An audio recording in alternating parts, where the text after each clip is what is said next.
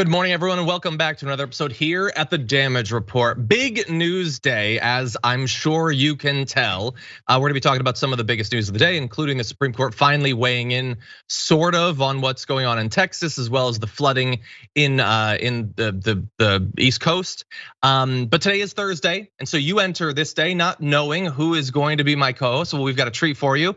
For the first time ever, Jackson White co-hosting. Jackson, welcome to the Damage Report. Thank you so much for having me, man. It's always good to just, chop it up with you about all types of stuff. So I'm excited to be here. Yeah, well, we're very glad to have you on. Now, you've been on the show before talking about Politiscope. But if people are not familiar with the work that you do for Politiscope, tell us a little bit about it.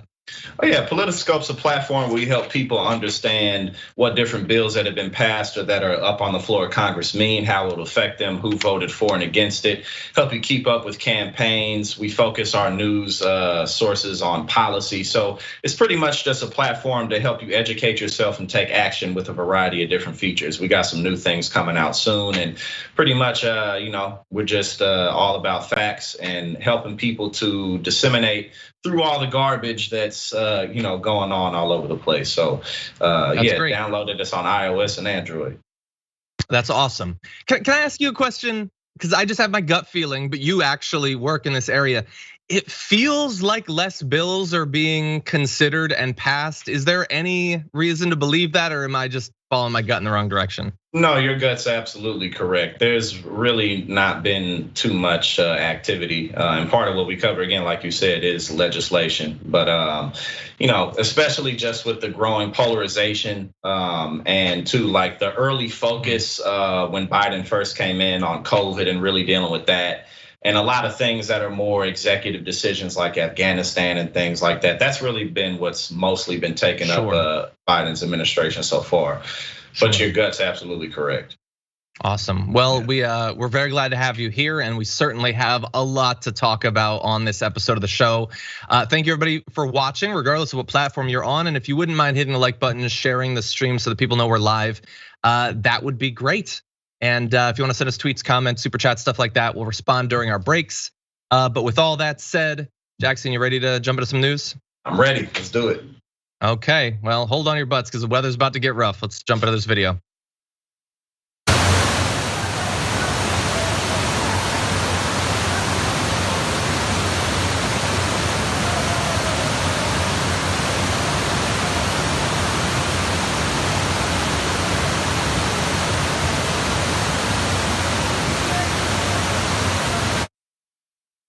That footage you were just seeing is taken from the teaser trailer for the reboot of The Day After Tomorrow. I'm joking. No, that's New York right now. Just about 1 month after another horrendous bout of flooding. Horrible weather has taken over the East Coast as Ida continues across the country. Now we're very lucky that Jackson, our co-host today, is actually right in the thick of things. So can you tell us a little bit about what the past bit's been like? Yeah, well, I'm here in North Jersey, so people up in the city and more in South Jersey along the coast really got it a lot worse. But even here, power's out, the gas has been knocked out. A lot of people I know who were just trying to travel back from the city ended up getting stuck on the highways. And what I think is really interesting about this is, as we've been going back and forth with infrastructure arguments for quite some time, I think this is a beautiful example of why we're not taking it seriously enough, and how really the conversation really in and of itself just isn't substantial about not wanting to spend $3.5 trillion, Kirsten Sinema and Manchin and all that back and forth. This is exactly why we need better infrastructure, because this is happening all over the country. But again, even where I'm at, it's just been a big mess. Yeah, no, definitely. And it's been not only historic, that's what they're saying, historic flooding. It's also been deadly. 8 reported dead so far. As always, we can only hope that that's the extent of it, but we fear that it could end up being worse. The first ever flash flood emergency warnings for New York City being issued. And so Jackson's 100% right. We are going to have this stupid conversation about 3.5 trillion being too expensive What is it going to cost when New York's subway system is completely destroyed by the flooding that it already can't handle, and it's only going to get worse every year from here on out? Now have that same story for Amtrak and for roads and for bridges and for homes along every waterway in the country. That is going to be incredibly expensive, and I would argue we can't afford that. But as of right now, we had a 50-year-old man reported dead, a 48-year-old woman, a 2-year-old boy found unconscious and unresponsive late yesterday inside a home, pronounced dead. One death was confirmed in New Jersey as well. And look, I want to jump ahead to, we have this flood hazard mapper. And if we could bring this up, it's from the New York City Department of City Planning. Jackson, I don't know if you remember back in Inconvenient Truth, they would do these map visualizations of different cities along the coast, and they would show, here's what it looks like now, and here's what it's gonna look like when the oceans rise. This isn't the exact same thing, but it sure makes me feel, it makes me think about that as we're experiencing this flooding. Yeah, definitely. And again, it's not just, as you mentioned, the cost in dollars, but the cost in lives. As this really explodes out of control, where are people gonna go when it's too hot for them to even drink water in places, when wars are waged over the access to that water? And this is a lot closer than we believe. And again, every single year, I'm 29 years old, and in my lifetime, I've seen just climate drastically get worse every single year in a variety of ways. I remember Katrina all the way until now. And unfortunately, as the problem just stacks and compounds upon itself, that's making it more expensive, and it's making it more of a challenge, and it's making it more of a hurdle to jump over. And so, those maps, like you just had on the screen and pointing out an Inconvenient Truth, it's all coming true in a very short amount of time. And yeah, it's unfortunate that we just have so many roadblocks in place to give the will of the people a chance. 100%, and far too few elected officials actually talking about this. We're gonna turn to one who is, but to the team, feel free to put up some of that B-roll, because I'm originally from Bridgeport, Connecticut, but it's been a while since I've lived on the East Coast. But I spent a good amount of time in New York. Every video that was coming up on my Twitter feed looked like the end of the world. Like, that is not what streets in Manhattan are supposed to look like. Flooded so that cars are floating, subway stations being flooded. And by the way, it reminds me, we just showed like a month ago, I believe it was in China, they had an experience of their subway flooding. Well, now it's here. Now it's everywhere, because the parts of the earth that aren't on fire are flooding. That is basically our reality. And I want to give brief credit to Representative Alexandria Ocasio-Cortez, who of course is one of those in DC who's been taking this most seriously, but with so far little success, saying, experiencing all this flooding in New York City right now and thinking about all the politicians who told me that pursuing a Green New Deal to adapt our national infrastructure to climate change is unrealistic and too expensive, as if doing too little is the responsible adult thing to do. Sweep it under the rug, Exactly. Yeah, that's what we do. Sweep it under the rug until the rug's floating above our heads. Exactly, and we're trying to hold on to the rug. Right, so. Yeah. And by the way, she also pointed out one thing. One of the videos that was really going viral on Twitter was of a Grubhub delivery being done via bike. And she tweeted, please do not be the person who orders delivery during a flash flood that the NWS has deemed a dangerous and life-threatening situation. It puts vulnerable people at risk. If it's too dangerous for you, it's too dangerous for them. Raid your cabinets or ask a neighbor to help. Eat the beans. Exactly, like you've got cans of vegetables that have been there for 6 months. You should probably get around to those at some point, because if not now, when? Honestly, exactly. Yeah, but anyway, like I hope that the damage that's been done won't get any worse. I'm seeing now, I'm learning via our lower third that the death toll is up to 14 right now. Just devastating, people left without electricity. State of emergency for the state. Jackson, and after all the money, and two to consider, I just thought after all the money that's been spent in COVID response, it's just for all the arguments again about fiscal responsibility. In what way is it responsible to not have anything prepared for any types of potential damages? And not just potential damages, but predictable, routine damages, things that we know are coming, and just so that an extra house on the lake can be bought. I mean, that's really what it all boils down to when it comes down to the people who make these final decisions, who have the final say so. It just boils down to their personal greed because there's no other logic in it. I agree. And look, if you're a rich person listening to this, I would heed Jackson's words very specifically. Put your beach house on a lake, not on the ocean, because it's just gonna get destroyed because of your callous, selfish view of the world. Anyway, we'll see as this develops. Again, it's every day there's some disaster. I'm not even showing you another fire tornado video I saw going around because those are things that happen all the time now. But obviously thinking about the people of the Northeast as the West is still on fire and all of this, just devastating. We live in revelation, man. It feels like that. Yeah, we living through revelation. Jackson, why,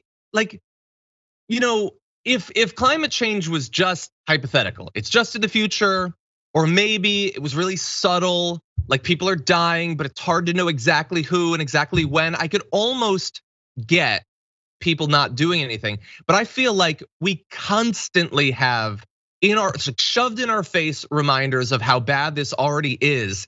And even that doesn't seem to do anything, not just abstractly at any point in the political cycle, but like while we're considering an infrastructure bill, we still have no idea if they're going to take climate change seriously in it, as we're pounded by fire after tornado, after storm, after flooding, and it doesn't seem to do anything. If not that, what will? Personal things getting compounding, I think that there is definitely a breaking point just because survival is a part of life. It's built into every living thing. At the end of the day, we're built to push for our survival. But unfortunately, there's still enough people in enough areas that aren't suffering quite bad just yet for there to be really an alarm about let's really do something. People who may be more in middle America, not that there aren't catastrophes there, but who are looking at this as a coastal problem. These are the coastal elites, or even if they're not maybe political in that way, this isn't my problem. And it's just, other than that, I don't really know what else could be, except there's enough people impacted. I mean, imagine if COVID was like as deadly as and widespread as Ebola is, like how Ebola really, if COVID as quickly as it spread, if Ebola spread like that, we would have millions of people dead. Instead of a million, which is almost a million, which is still unacceptable and ridiculous. But maybe it would take something that catastrophic to where half or a quarter of the country is suffering. Yeah, unfortunately, yeah. And there's so much escape that we can go through online and social media and stuff. So that is definitely true. That is definitely true. Well, look, we're gonna take our first break. When we come back, Jackson and I will be talking about other news, including his recent trip to the Texas Youth Summit. It's really something. So we're gonna show some video from that after this.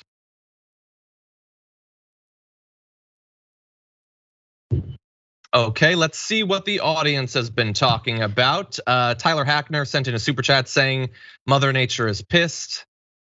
Yeah, I mean, Mother Nature is just doing what she's going to do and we get to influence it. Even if some people can't conceive of the fact that we have that power, we do, we're just not wielding it responsibly. Tyler also said, hope everyone is staying safe. My family is in the Northeast. Yes, so I have family, still in in the Valley and Shelton and stuff like that. I hope that they're okay. Non-Human Humanist says, there are many reasons for an abortion, but 100% of unwanted pregnancies are caused by sperm. Just for efficiency, shouldn't we be working on the root cause? Millions of them undocumented can appear and they move fast. Jesus. Yeah, no, there's no responsibility, no responsibility for the man in any of what's going on in Texas, but we'll be talking about that more later. Foxdog West, thank you for your super chat, much appreciated. Susan says, please have Jackson on more often. He's so splendid. Oh, thank you. I appreciate that. Susan's very nice. George says, mankind's worst enemy is mankind. Always has been, always will be. Yes. That and bears. Okay, Big says in the Twitch chat, I give it 5 years until the rich start building domes. Sure, I mean, they've already got fenced in communities, why not domes? Urolino says, who is with John? I don't remember his name. Well, that's Jackson. Jackson's been on before. He's been on, how many times do you think you've done the main show now? A few, right? 5 over the last like 3 years, probably maybe like 5 times. Nice. 5 or so. Awesome. I'm gonna be on the power panel on the 17th with Shank and I think Francesca. I believe. That's awesome. Yeah, that'll be fun.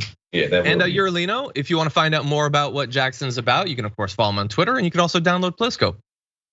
Yes, definitely check that out. Okay, let's see. Lieutenant Mac McGee says, seriously, if it's not flooding, it's fire or tornadoes or mudslides or droughts and heat waves or even so many bugs it's unlivable. It's friggin' nuts. It is. It's time to terraform Earth. Eileen says, most of the people who perished lived in basement apartments. Some of the neighborhoods had ongoing flooding issues, which were supposedly going to be addressed by local government. No, that's a great point.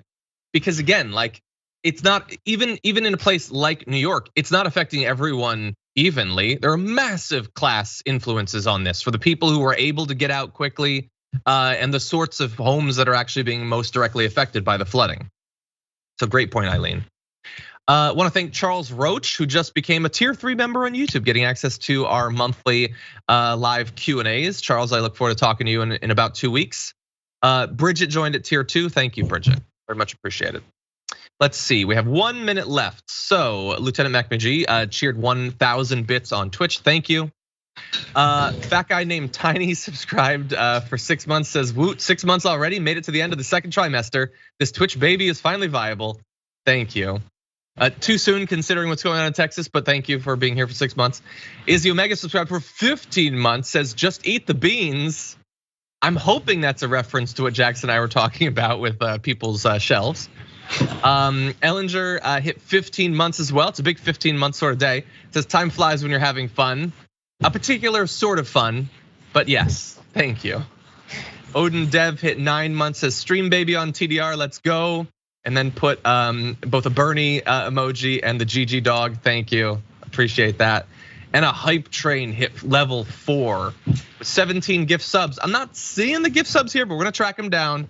We'll give you credit in a little bit. Thank you everybody who's being such a good ambassador for the channel and for the network. We got a lot more news to discuss. We'll be right back after this.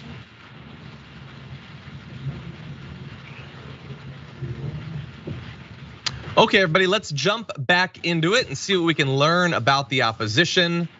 So recently there was the Texas Youth Summit, which we talked a little bit about on the show, but of course I wasn't there. I don't necessarily envy anyone who was, but we do have someone who was there. So Jackson, you went to the Texas Youth Summit and you had an experience there. Tell me, how did you decide to go to this event? Well, really, I just had the opportunity to do it, and I thought that it would be a good chance to kind of just show what real people are thinking in different areas. And my approach was just, I was just there to be. I was cordial. I was cool with everybody. You know what I'm saying? Like I wasn't there to cause any trouble. And there were some people who were genuinely nice people. They maybe just see things in a different type of way, or at least on a surface level. And then there were some people who were, you could kind of just get a certain vibe from them. Yeah. And we actually ended up getting permanently banned from the Mims Baptist Church. You're banned for life from a church. Yeah, banned for life from the Mims Baptist Church because Jesus does not want us there. You know what I'm saying? Yeah, so, they're speaking for Jesus. Okay, well, you'll need to repent, clearly. Yes. No, but like I'm glad that it was you doing this because I think everyone watching can agree. You give off a very calm, measured vibe. You're not gonna get in people's face and shake them or anything. You went there wanting to actually learn. So let's get into a little bit of what you found. So I think in this first video, you're asking people about the withdrawal from Afghanistan. Let's see what you got. Do you think that Biden should be impeached for the way that we withdrew? Oh, absolutely. I definitely think he should, along with, Nancy and Harris. And I mean, it's punishable, could be by death. And I think if not, there should be absolute jail sentence time. I think Joe Biden should be impeached. Personally, I hate him. Yeah. I hate him with a passion. Definitely disagree with everything about the liberal left side. I disagree with all their values. I disagree with all Joe Biden and Kamala Harris values. Like I said, I hate them. In the end, they're all bad and sinful people, and they're not right in the head. Okay, tell us about that. Was that representative of basically the vibe at the summit? For the most part, but like people were happy to be there. You have to keep in mind, because it's a group thing. People are coming together under a common purpose and a common cause, and something that makes them feel that human connectedness that we can't escape our desire for. Mm-hmm. So it's a real thing. It's not just like people who have these ideas. It's an actual community of people. And so, one of the interesting things, like, you didn't see, those were edited clips, but a lot of the feedback that you get when you probe them, like, what do you really think about that? Or when, what type, I hate Joe Biden. Well, outside of his administration, what throughout his political career do you not disagree with that he's done? And they'll just say stuff like, everything, none of it. I don't agree with any of it. Or like you'll ask them questions, and then when you ask them to kind of explain and elaborate a bit deeper, there's really not much there. And so, again, that's hard to combat against, because, we talk a lot about, I know you talk a lot about algorithms in different shows that you do, and people can see what they're drawn to, not necessarily what they're looking for. So and that really kind of grows that community, because, this was just north of Houston in Conroe, Texas. So, it was an interesting experience. Yeah, and look, you are trying to hear them out. You're being very calm about it. You remind me of, we used to have Emma Vigeland at the network, would go to Trump rallies and talk to them. And like, she was good because she has a poker face. I think you have a good poker face. But the issue is, like, she hates him. You hate Joe Biden. Like, I'm a leftist. Joe Biden's not my guy. But you hate him? Like, I could devil's advocate. I could come up with some reasons theoretically to hate him. I don't think they're the ones she's thinking of. Like, he deserves the death penalty for withdrawing from Afghanistan. I was just thinking of that. Like, that's really? So what, for withdrawing along the plan that Trump wanted to do? Or, oh no, probably not that. Probably that there was the terror attack that killed 13 soldiers. That was a devastating tragedy. Okay, so should every president who's been executed who has soldiers die? Because Trump had like 60 soldiers die in Afghanistan alone while he was president, so he'd be killed like 5 times over then, right? Like, it doesn't make any sense, Jackson. And what was interesting too, the woman who said it may be punishable by death, she was actually a real, like, just cheerful, like, general good energy. But obviously, it's just when you really dig down. What I mean? Like, that's when all that stuff really comes to surface.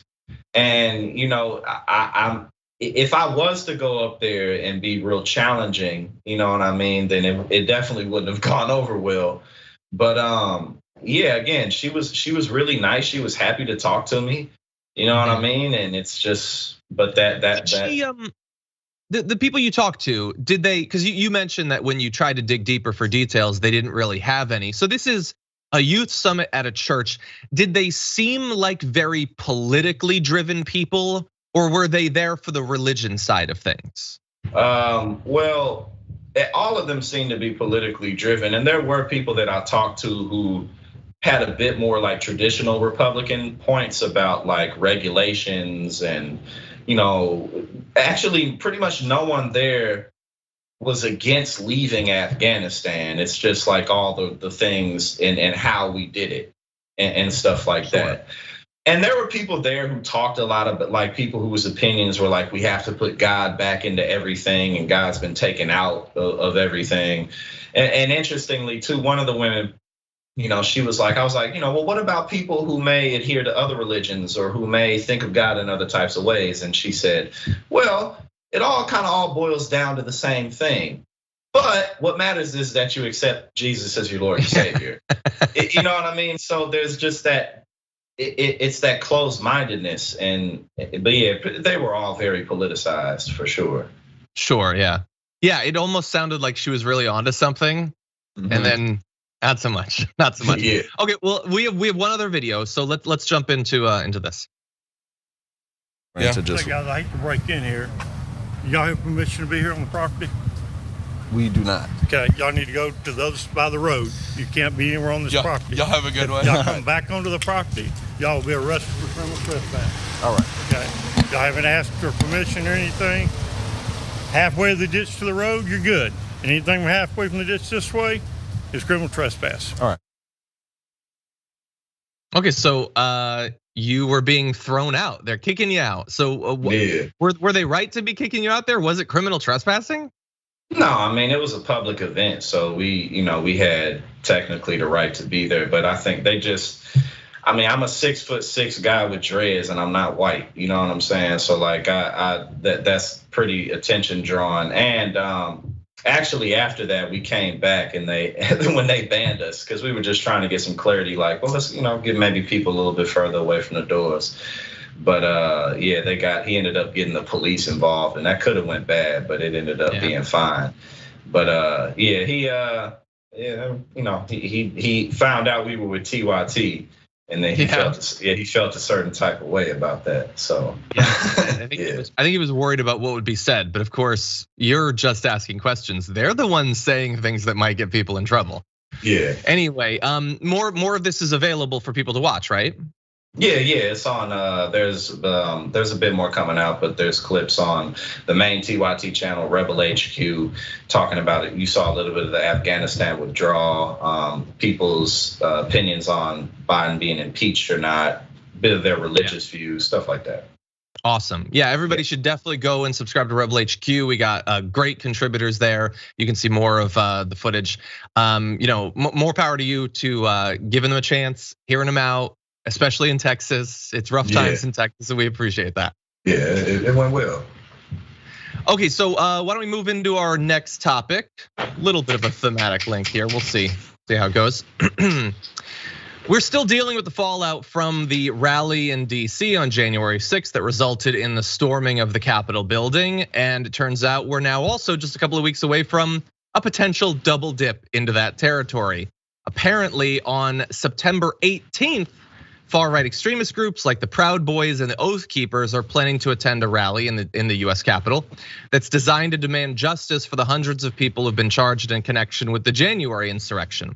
No words yet on when the rally will be held to demand justice for those who will be arrested for what they do on September 18th.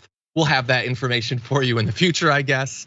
But anyway, people have been talking to federal officials about this event, and we know that hopefully this time around, they're gonna be taking it seriously security-wise, with the Capitol Police saying the department was closely monitoring September 18th and planning accordingly. And the Metropolitan Police Department is activating its entire force for that day and has put specialized riot officers on standby, according to law enforcement officials. So Jackson, obviously, the 6th was brutal.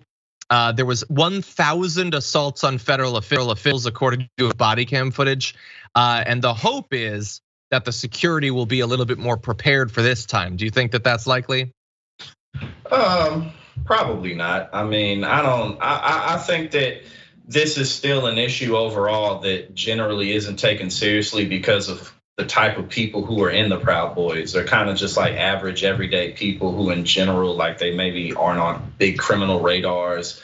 These are just kind of people who are upset, who view life in a way where maybe they're victims of other people's success or access.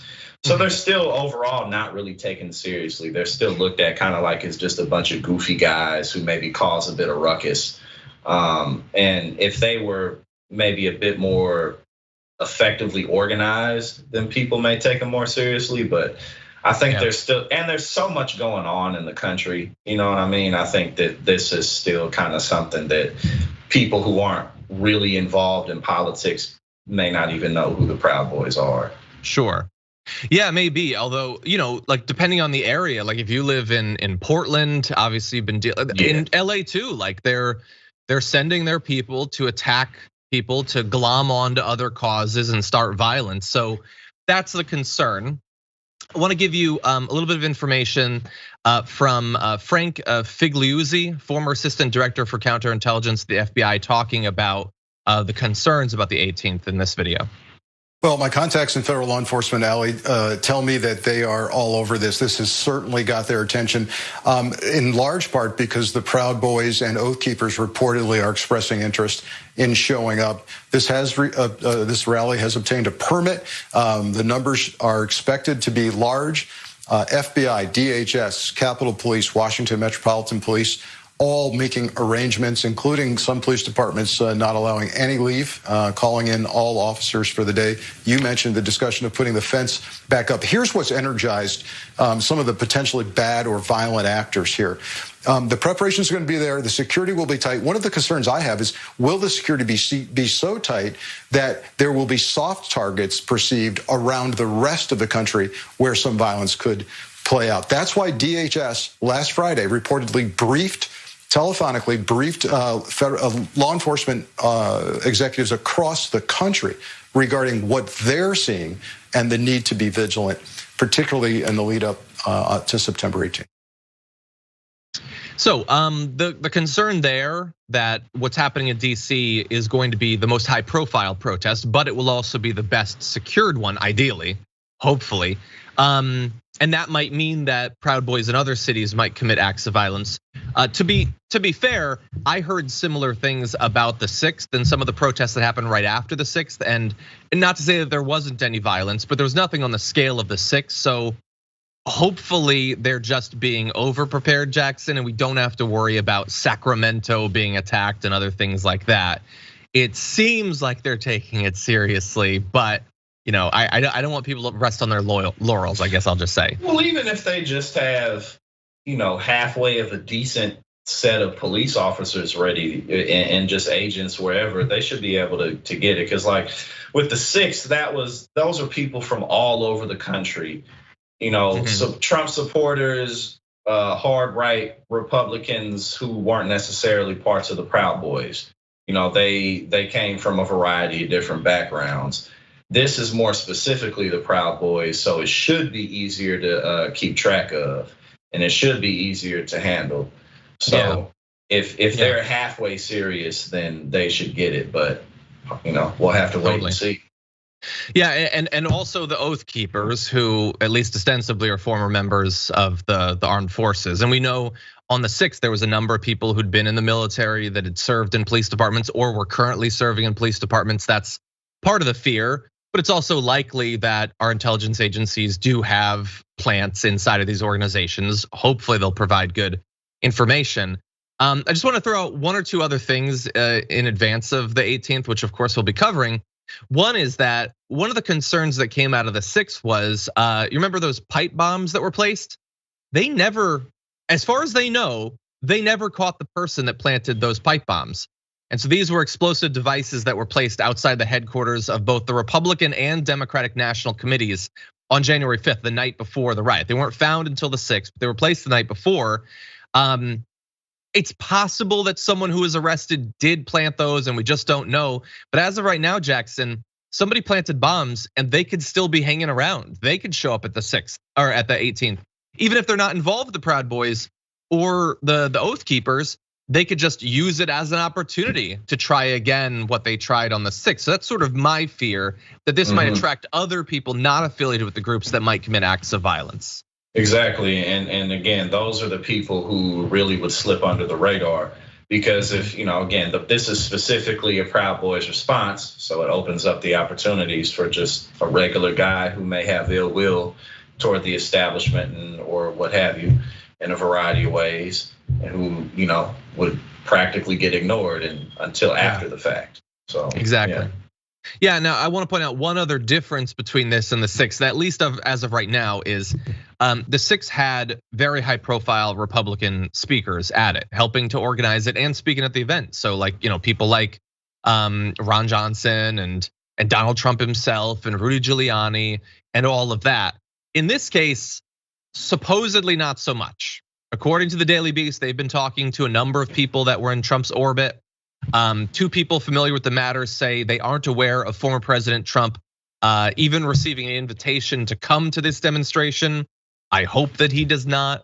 To be fair, the event's organizer is Matt Brainard, who used to be the acting director of data and strategy during the early months of Trump's first presidential campaign, but he was fired after just 5 months. So far there doesn't seem to be much of a connection with Trump's actual circle, which I think is a good thing because it seems like less likely to draw a bigger crowd and a more violent crowd if they don't believe that they have like the official like thumbs up of Donald Trump. Any other thoughts about this, Jackson? I think that hopefully, my last thoughts really are, obviously, hopefully that they take this seriously, but I think it's important to notice that stuff like this is going to continue. Just because the growing sentiments in the country, the economic realities that we face. I just moved to a new apartment, and the apartment I was in is now $200 more expensive than it was last year. And people aren't making any more money. So small things like that you may not think are directly related to people's political actions are directly related to it. As people are continuing to be dissatisfied with, what they see as politicians not delivering or literally not delivering. So, we need to buckle up and stay ready. Yeah, that is a great point, because that sort of thing, like the housing, let alone all the other issues, are definitely out there. And you have some politicians like AOC and other members of the squad that are like, okay, here are the problems, let's fix those problems. And then you have another side, people like Tucker Carlson, the right-wing populists, that are like, oh, I see those problems, now I can turn you to crazy, to crazy ends. Not actually addressing the problems, not trying to solve the problems, but using your frustration to send you out to attack Afghan refugees and things like that. Yeah. Okay, we're gonna take our second break, but when we come back from this, we will be talking about the update on what's going on in Texas, and then we have other news besides, so we'll see you in just a few.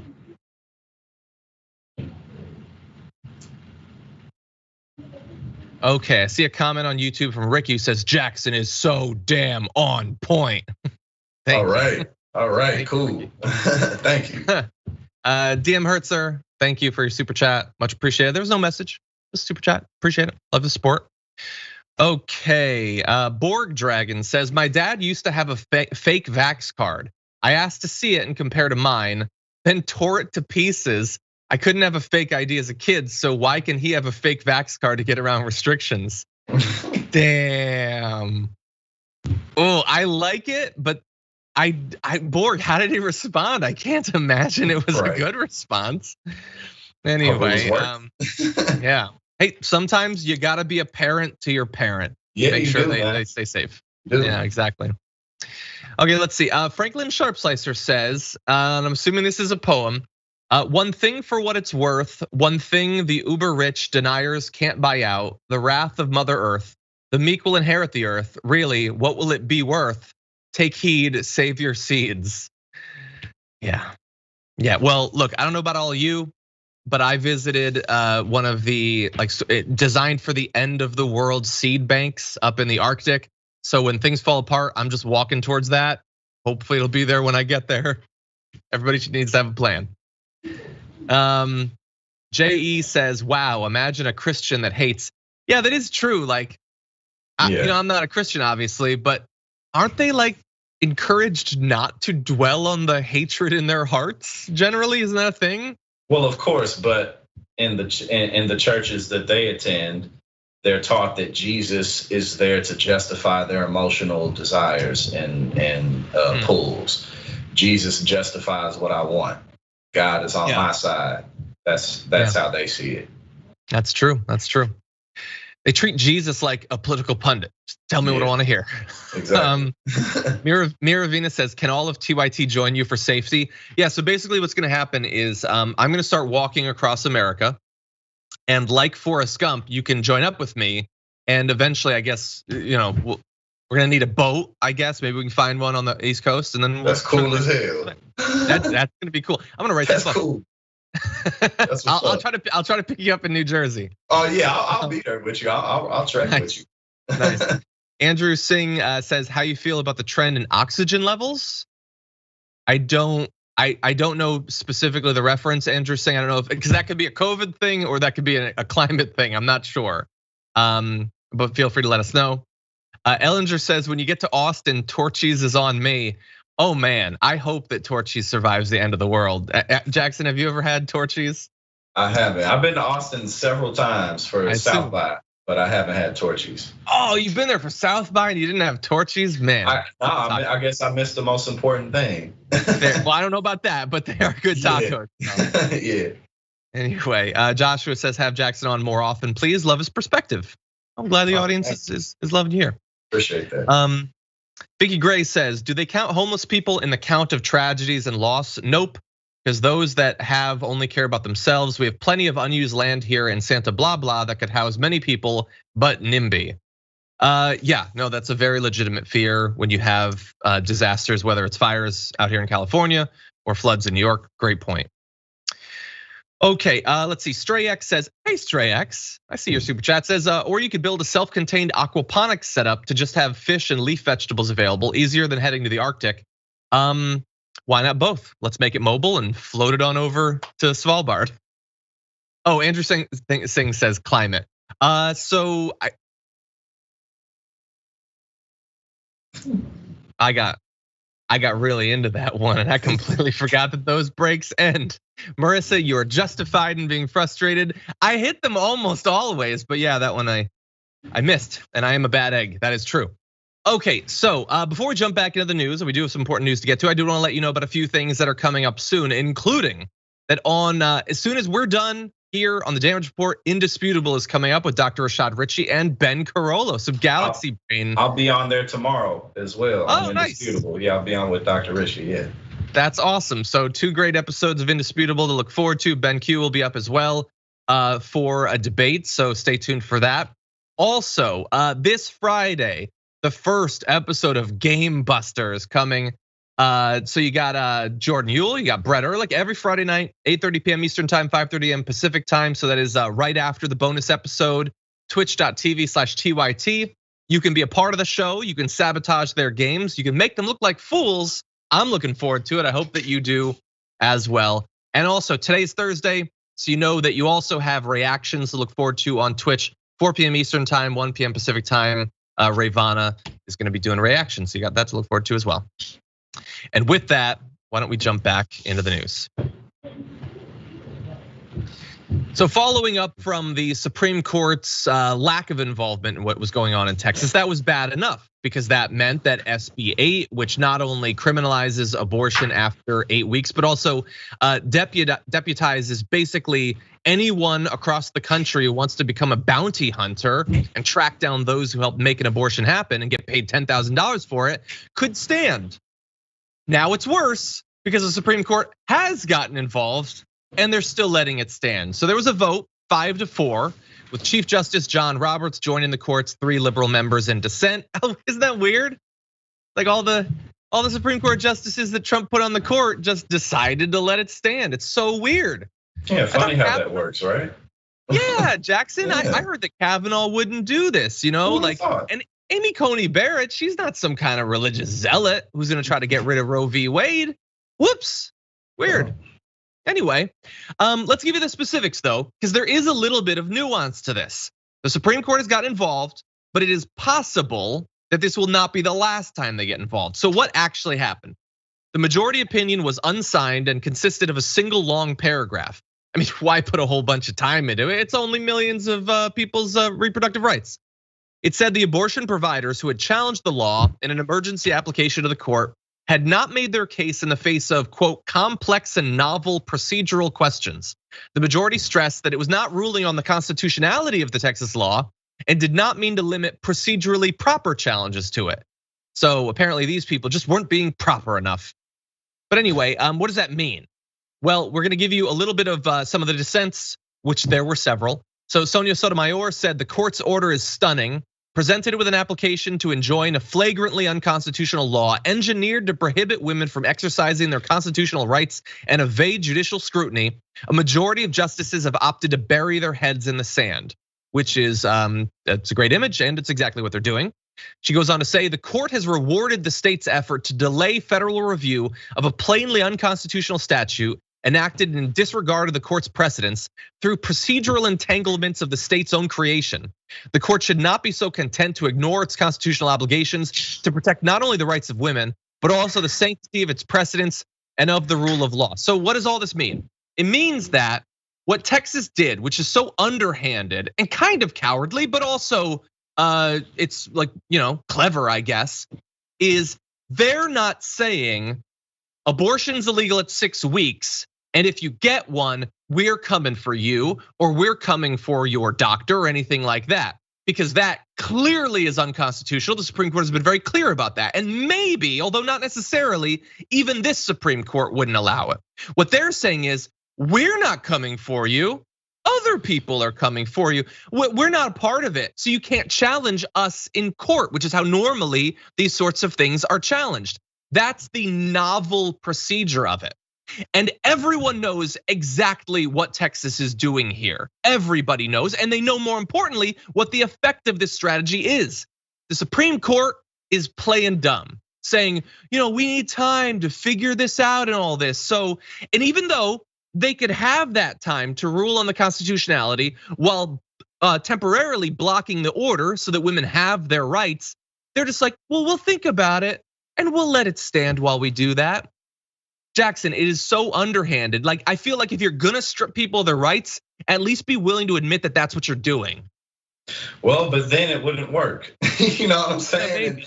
It's all about making it work. I think what's important here is to show, or to look at, how litigation is an eternal process. There's always loopholes to get around. There's always loopholes to be created, and there's always some type of slick way to get away with things. And as you pointed out, just how all the chief justices got onto the court while Trump was in office. What people need to keep in mind is, as polarity in this country continues to skyrocket and stay, Congress and the Senate are going to become less and less able to do much of anything at all, which is why there's been so much of a focus on the courts, not just the Supreme Court, but just the federal court system in general. Biden actually has installed a lot of people in federal court seats. And so this battle is going to continue to go. And so this is what we really need to pay attention to. And this is why we need to pay attention to local politics, municipalities, where police laws and regulations actually get controlled. And you talk about how the Supreme Court's playing dumb. You go down to a smaller level, police get away with killing people because they're all part of the same ticket. They're, all the prosecutors and the defendants and the judges and the police chiefs, they all are in the same friend group basically, and they look out for one another. And so something as arbitrary as you pointed out at the beginning, you being able to sue someone for $10,000 if they even drove someone to an abortion appointment. And so again, this is completely arbitrary. There's absolutely no arguing it. However, we're moving further away from litigation in Congress and the Senate, and more to, courts deciding final outcomes and keeping cases going for years, even decades. So no, you're not wrong. And you're right. Biden is putting in judges, but so far he hasn't had a spot on the Supreme Court. We don't know if Breyer is going to retire. This is how it works. Trump gets 4 years, he gets 3 justices. Biden gets 4 years, maybe he gets none. That's sort of the way it works. And I'm gonna go off a little bit on what I was talking about yesterday. I'm mad, as I think a lot of people should be, but I think that you really have to make sure that you're mad at everyone who deserves it. I'm obviously mad at Donald Trump for putting these justices on there. I'm mad at them for lying about what they would do when they got on the court, but I'm also mad at the people that helped them along the way. So people like Susan Collins, who pretended that Kavanaugh was something that he wasn't, but also people like Dianne Feinstein. So I was reminded by Scott Hetchinger on Twitter, when Amy Coney Barrett's confirmation hearing ended, Dianne Feinstein hugged Lindsey Graham and said the hearing was one of the best she'd been involved in. Like a week before the election, Amy Coney Barrett sat there and refused to answer any questions, got onto the court anyway, even though the Republicans had said that sort of thing wasn't acceptable, and Dianne Feinstein was hugging Lindsey Graham. So there's a lot of people that are responsible for this, and also responsible for doing something about it, because as we said yesterday, this is not an unsolvable problem. When we talk about reforming the Supreme Court, some people talk about that as breaking the Supreme Court, but the Supreme Court is broken. And to make that really clear, what we have right now is a supermajority of conservatives on the Supreme Court. They're put there by presidents. Do you remember the last time a Republican president actually won an election with the support of the people, the popular vote? If you went back to that time, you'd have to wait half a decade before the MCU started. It is so long ago. And despite their complete, what's that? Reagan, the last Republican? Well, Bush in 2004 was able to, not in 2000, but in 2004, way back in 2004. And yet they have a supermajority. They cannot get the people to support them, but the system is set up in a way that they can still have overwhelming power. So what are you gonna do? Are you just gonna like leave that there? Say, I guess there's nothing we can do for the next 50 years? There is something we can do. There's something the Democrats in the Senate can do. There's certainly stuff that Biden can do. They're choosing not to act. They're surrendering in the face of a system that is fundamentally broken, that cannot deliver to the people who actually have the majority. I think that they don't really view it as their fight, in such a way that I think it's such a big task and such a big undertaking. There's something in a subconscious layer that's like, this is the next generation's fight. This isn't really what I came here to do. I came here to stabilize Obamacare. I came here to, maybe add a little bit of more regulations to the system that I know and that I'm familiar with. And so, but again, the unfortunate problem with that is all these giant, literal possible extinction level problems that we're facing are just left on the back burner for us when we're 50. You know what I'm saying? Like, we're in our late 20s, early mid 30s now, and we won't really be able to get to it until we're 50 and 60 and can get the reins. So, yeah. Yeah, look, based on how they're acting, I feel like you're right, but they're dead wrong. It's not next generations. Like, there's not gonna be a next generation if they don't fight now. And by the way, look, I'm jumping to expanding the Supreme Court or getting rid of the filibuster and actually passing laws, but you don't need to go that far. There's great suggestions online. Ellie Mistel, friend of the show, says Biden should hire doctors under federal authority. They could be paid for privately to get around the Hyde Amendment, and should send them to Texas to make sure that women can actually exercise their rights. I would also send them to a bunch of other states where effectively Roe v. Wade has been dead for some time. Adrienne Lawrence said she's wondering if, as commander in chief of the military, Biden could order military doctors in Texas to perform abortions for civilians on military bases. She doesn't know for sure if that's possible, and she is the expert, but he could look into that. There are certainly things that could be done even short of expanding the court. And so when Biden sends out a press release saying we're gonna fight for your rights, I can't help but see earlier today their fight to continue the federal eviction moratorium. They decided they're not gonna do that anymore. They said when the Supreme Court knocked it down that they would, and they just gave up. So now they're saying they'll fight for women's abortion rights. Well, are they gonna give up in a week? When they do, will there even be a news cycle about it? Right, hopefully a new news cycle goes over so people forget. I mean, it has to be that they're succumbing to some type of pressure, because it's not as if the entire country, and especially certain regions of the nation, aren't constantly crying out. It's not as if there aren't politically active organizations on the ground all over the country. It's just who has the higher leverage, and they're just choking. Yeah, I think you're right. Okay, well, unfortunately, we are running out of hours, so we're gonna have to jump into our next story. Still more news to come, so let's jump into this. We've been wondering for some time, will there be any consequences for the killing of Elijah McClain? And now we find out that the police officers and the paramedics have been indicted by a grand jury. Elijah McClain, of course, is a black man who was put in a chokehold and injected with a powerful sedative 2 years ago in suburban Denver.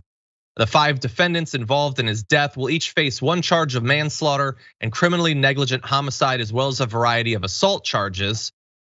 Which, look, I don't know if you remember the details. We're gonna give you the details. Seems very reasonable. So basically, the indictment was unsealed just yesterday, and it accuses the paramedics of failing to follow medical protocols before and after they injected Mr. McClain with ketamine. Mr. McClain was already handcuffed when the medics arrived on the scene, and the indictment says they didn't talk to him, they didn't check his vital signs or properly monitor him after giving him a powerful drug. And so, in short, effectively, he was walking home from a convenience store. He had a bag of cans of iced tea, was listening to music, he's wearing a mask, and cops ran up on him and began hassling him. He tried to talk to them, to reason with them. By the way, I saw, again, his last words. I can't breathe. I have my ID right here. My name is Elijah McClain. That's my house. I was just going home. I'm an introvert. I'm just different. That's all. I'm so sorry. I have no gun. I don't do that stuff. I don't do any fighting. Why are you attacking me? And yet they did. And then even once the paramedics came, they decided to sedate him and he died as a result of that. All these people that we're supposed to be able to depend on, that are supposed to be responsible, we give them the literal power of life and death, and they did not care at all about Elijah McClain.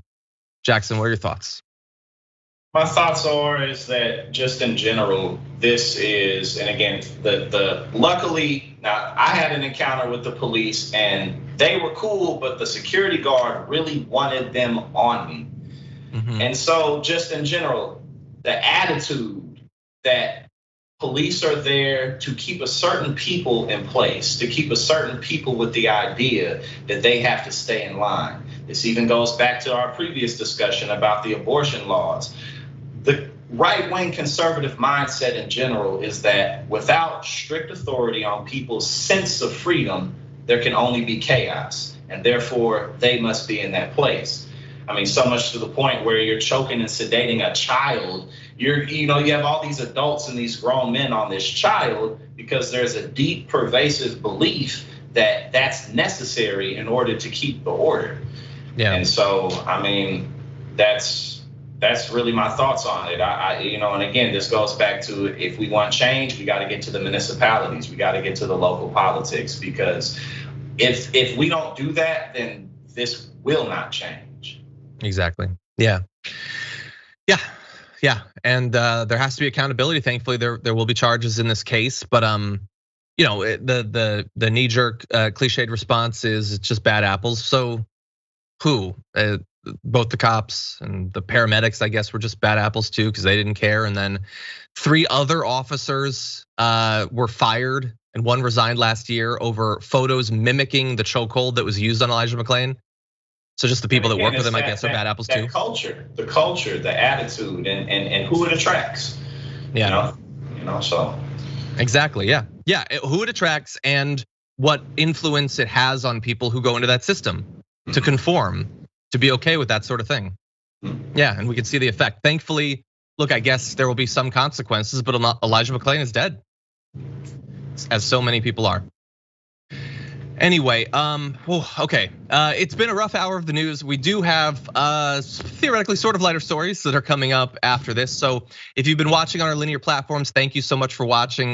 This is where we say goodbye to you. But if you're watching on Twitch and YouTube, we have a lot more news coming up. We're gonna take a short break. We'll be back after this.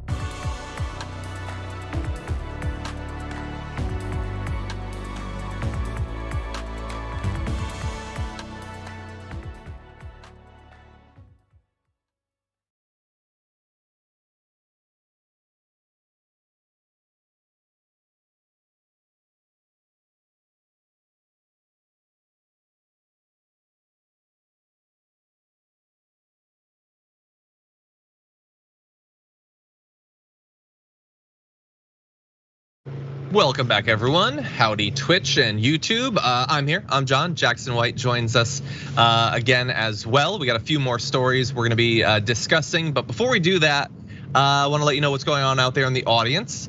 Tyler Hackner had, I think, some pretty good basic advice for the Democrats in what's happening in Texas. And by the way, we're focusing on the reproductive rights bills, but the anti-democratic bills are just as devastating in other areas. So there's a lot going on. But Tyler says, at the very least, do something, just something. Start doing something. Show people that you actually care and that you're trying.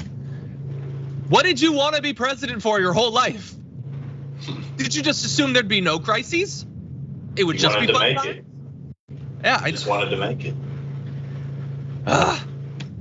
RKNG says military women can't get abortions on base by military docs. They have to pay out of pocket in town. Yes. So in theory, Biden could set up some sort of national fundraising effort because because the stupid Hyde Amendment, they can't spend federal dollars, but he could help to facilitate public funds going into that. They could both benefit current serving service members and civilians as well. That's a possibility. It speaks a lot on leadership capacity as well, because you have this whole cabinet of people that you can't influence to do what you'd like, so yeah. Yeah, and he's sitting here worried about getting criticized. The woman outside of Texas Youth Summit already hates your guts, and you didn't do anything. So she don't even know why. Reason. She don't even know why she hates you. She doesn't know, but she knows she hates you. Right. Anyway, Mark Saunders says, so John, if I'm hearing you right, we need to build an ark. Maybe. I've been doing a little bit of woodworking. We'll see if I can do an ark. Okay, Borg Dragon, an update on what happened with the dad, says he was pissed and I went home. I'm sure he learned the lesson, LOL. I hope. Okay, May Money into Building says, Jackson and I are the same age and he's way smarter than me. I need to step my game up. Good to have you here, Jackson. Oh, well, thank you. I don't know if I'm smarter than you, but I appreciate it. BC Trumpet says, we are sinful, but you say you have deep hate in your heart. Yeah, that is weird. And Egypt says it will have been 182 days since January 6th on September 18th. If they hold to their pattern, it'll be mid to late March 2022 when they organize to demand justice for the folks arrested on September 18th. We have time to prepare. I hope we do what we need to. Okay, with that, we have some stories to get into. So why don't we jump into this video? Hello, friends. So I got back from the road Saturday night, feeling very weary. I had a headache and I just felt run down. And just to be cautious, I separated from my family, slept in a different part of the house. And throughout the night, I got fevers and sweats and I knew what was going on. So I got up in the morning, got tested, and turns out I got COVID. So we immediately threw the kitchen sink at it, all kinds of meds, monoclonal antibodies, ivermectin, Z-Pak, prednisone, everything. And I also got an NAD drip and a vitamin drip, and I did that 3 days in a row.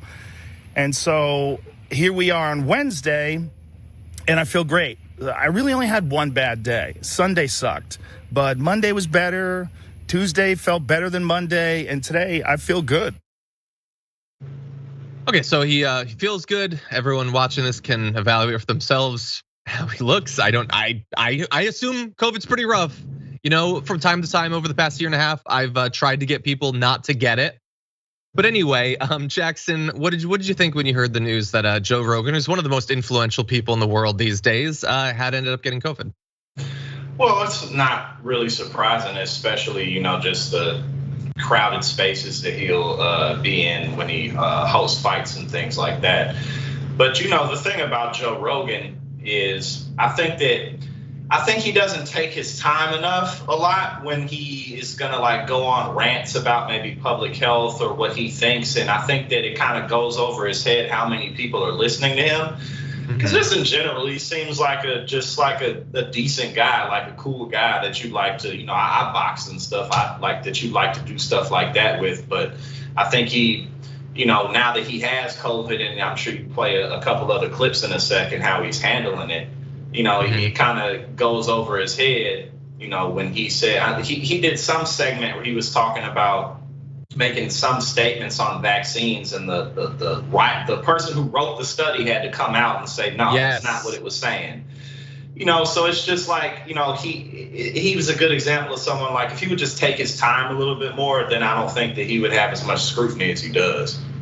Yeah.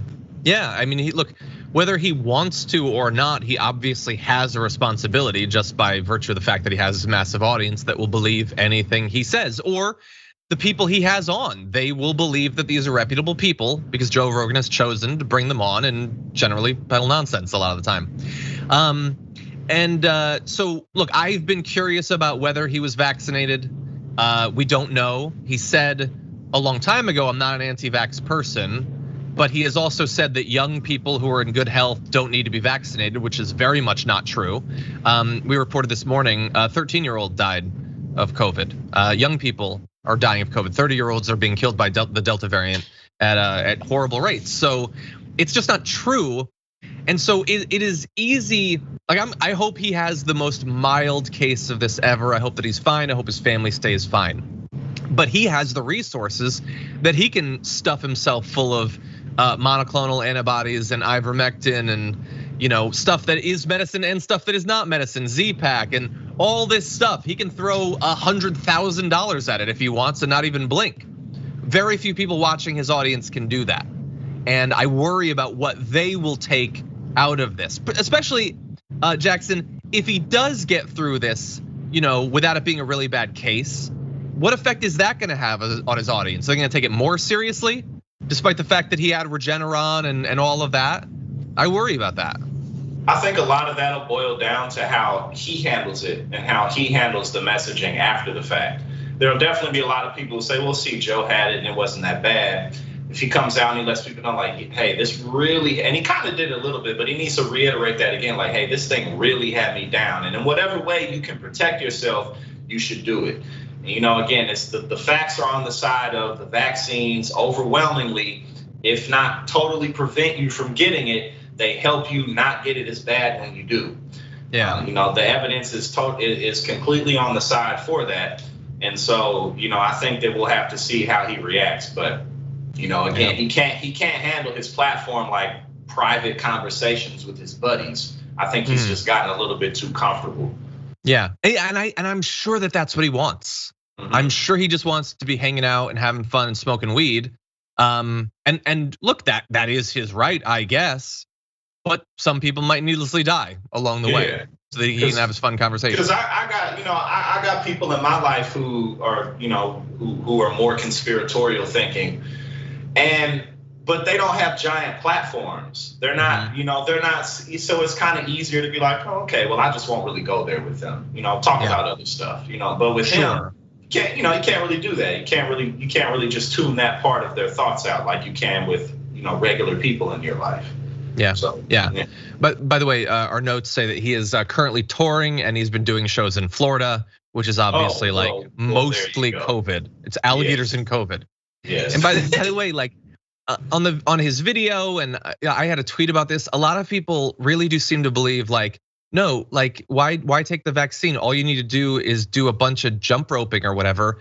And like, that is not how this works. Sure, being in better health is a good idea. It always has been. We didn't need COVID to know that.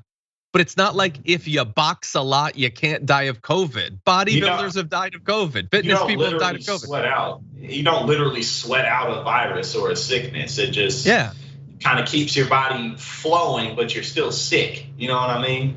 And it's so your lungs. Right, you're not right. Seeing the virus. That's not how it works. If you can't breathe, then you can't do all that jump roping and stuff. So 100%. Okay, we're gonna mix things up and maybe a bit of a. We're gonna have to find out, but let's jump into this next topic. We got a bit of time. Right-wing pundit Candice Owens says that she has been denied a COVID test. She posted on Twitter. Holy crap, we can say that. I just received an email from a COVID testing facility that they are refusing to administer a test to me because they don't like my politics. Insane. I'm banned from making sure I don't accidentally spread COVID. Going live with the email on Instagram in 10 minutes. So we're gonna get to that email in one sec. I just want to say that the word accidentally is doing a lot of work there. When like you brag constantly about not getting the vaccine and how you refuse to wear masks unless you're legally required to. Sure, I guess it's still technically an accident if you spread it, but it's not the same sort of accident. If I go on a ladder and I fall off, that's an accident. If I smear my feet with butter and then run to the top of the ladder and fall off, it's still an accident, but it's not the same thing really. So let's just bear that in mind. But that said, she did post on Instagram the letter, and I'm gonna quickly go through it. They said, and we don't know who this is, but they said, I've just learned of this testing request, and as the owner of this business, I am going to refuse this booking and deny service.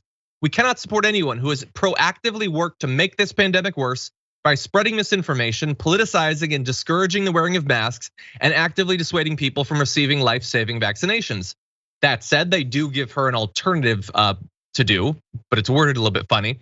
The only other local testing option is the free kiosk by City Hall. They mail their tests to Texas and have inconsistent result times. Do not take appointments, so it's walk in only, midday weekdays in their back alley. So, and then they talk about how they've done a bunch of work that she is undermining. It's an interesting thing for a testing clinic to do, Jackson. What do you make of it? Well, first I want to take this opportunity to say that Candice Owens is a clown.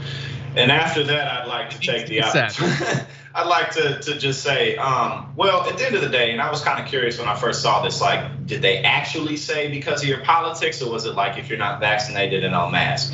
But at the end of the day, that's not a public institution, is it? It's not a, can she can just go get a COVID test in another place, which again goes back to the whole thing about her being a charlatan and just a showman, is she's taking an opportunity to blow this up and spread the narrative for what people want to hear. I mean, she's facing a $20 million defamation lawsuit because she made a 40-minute video talking about things that she said, I can't prove this. I have absolutely no proof of this, but this woman was doing all this illegal stuff and she's a terrible person. And for 40 minutes, that's a lot of effort. That's a lot of dedication, because it takes time and effort to be a clown, and you got to keep the show going. And I have I mean, she really, Candice, I really don't like her. Like I really don't. I have issues with her, and I don't care to say that publicly. Yeah, that's true. Look, I think there's a lot of grifters out there. I think that she does a worse job than most of hiding how grifty it is. She doesn't care about any of this. She doesn't. It's all purely for the following, for the money. That's it. And now for the consequences. So the consequences are she can't get the test there. Now, here, let's have a little fun. If you were in charge of the testing clinic, would you test her? I wouldn't if she refused to come in and follow our guidelines. I don't know if I necessarily personally would have sent her a letter like that, but I mean, I would have just kept it strict, just like anybody else. If you don't follow our guidelines, you can't get our test, and it's as simple as that. That's interesting. Okay, well, let's say she does follow the guidelines. She wears a mask as she goes in. Would you not do it because she's undermining your work? She's making more people get sick. She doesn't seem to care what happens to people in healthcare and all that. I don't know if I personally would take that same approach. I can't just say yes or no. I don't have a problem with the fact that she did that because it's her practice and she can do as she'd like. But as someone who owns a platform myself, there's a variety of different ways to go about sending a message. So she could have done it that way or perhaps a different way. So I think at the end of the day, though, she made a decent stand by saying, look, what you're doing is hurting my purpose and drive in life. I'm here to help keep people safe, and you're actively going against it. So I think that, her taking a stand, she took an opportunity to do something that's getting attention right now. Yeah, I think, I do like the stand. I think if it was me, I would probably just do it, because she probably is at risk of giving other people COVID at all times. So, I want to make sure that she does that as little as possible. And also, she seems litigious. I don't want to be sued by Candice Owens. So I probably would just test her, I guess. I'd be frustrated by it because she's the worst. But yeah. Anyway, and just briefly, the right has blown up recently. They're gonna freak out about this today. Don't worry, Ben Shapiro's already readying a monologue. But they were already mad at Don Lemon because recently he said to some unvaccinated people that are now going to hospitals with COVID, he was doing a rant. You got to watch the rant to actually understand what he was saying and everything. Fox doesn't care about that, but he said, "Don't take up resources. That's how I feel, and I have no apologies." Which is obviously like, Don Lemon, I think, is lashing out emotionally there. What do you think about that? About him saying, like, if you haven't taken this seriously, you shouldn't be taking up hospital resources now? Well, it's something nice to say, but it doesn't really change or add anything in reality. Like people are still gonna make their moves. And as someone, again, who gets that type of attention, I've just learned, like, the deeper I get into having a career at all, the more I realize that sometimes you just shouldn't say stuff. Not necessarily because you can't handle the heat, but the heat isn't always necessary. Yeah. And I'm just seeing, like, especially as I get deeper into politics, is if we can't find a way to connect, then there's never going to be any type of coming together. There's never gonna be any solutions. There's never, and as simple as that sounds, the longer I'm in politics, the more tired I get of the game. You know what I mean? It's like stuff like that, while it may prove a point, it doesn't really do anything. You know what I mean? So yeah, I think I'm just like, my perspective on how to go about things is evolving as I get deeper into this space. But everything holds its necessary place. You know what I mean? You need a little bit of everything. Yeah. Maybe some people find it cathartic to see people in the news sort of like lash out based on the whole thing. But yeah, I do. Sometimes I don't send tweets that I've typed out. It does happen from time to time. Yeah. Every once in a while. But again, it just everything serves its place. Sometimes people need to be fired up just so they can act, just so they can do. You know what I'm saying? But it's just a lot to the puzzle. It's a lot to the puzzle. I don't even remember why. The one that I didn't end up sending, I don't remember the point I was trying to make, but it was something to the effect of, like, if next year there's a pandemic of like these contagious, deadly worms, the right is gonna be fighting to the death to not take dewormer. Like, it's all so contingent. Anyway, okay, we got one more story to get to very briefly. We're running low on time. I did want to read this message from Crazy Hawaiian in PA, who said, "Hey fam, remember, under the First Amendment, these people have a right to peacefully assemble. Unless there are indications that these groups intend to commit violence, they do have this right. I know it sucks, but if you want to express your right to free speech, you have to afford others the same right." And I don't know who, Marissa, I think, said, "Want to know your thoughts on this?" Yeah, I agree. Yeah, if they've been sending private messages that the FBI has that they're gonna blow up bombs, then yeah, stop the event. But otherwise, have security there, be ready, lock them up if they deserve it, but otherwise they get to assemble. Yeah. As long as there's no ruckus, as long as people's peace isn't being disturbed and no violence, then it doesn't matter. But if you're announcing that you're gonna come with the ruckus, then there's plenty of no matter what your views are, if you're right wing, left wing, whatever, if you're there to cause trouble, then you shouldn't be there. Totally. I just saw these messages from earlier. We had a sound issue. Calvinitis says motorcycle in living room. Sonic Boom said lawnmower in the kitchen. Yeah, that's the storm. I'm up here in Jersey. The gas got knocked out from the storm, so they out there fixing it and stuff. Actually moved, so it's quieter than it was. Totally, yeah. No, we appreciate that. I totally understand. I've had that happen. My dog started barking during a video one time for no reason. Anyway, yeah. Okay, let's jump briefly into this story. There's been a lawsuit filed over the behavior of a set of cops in Beverly Hills.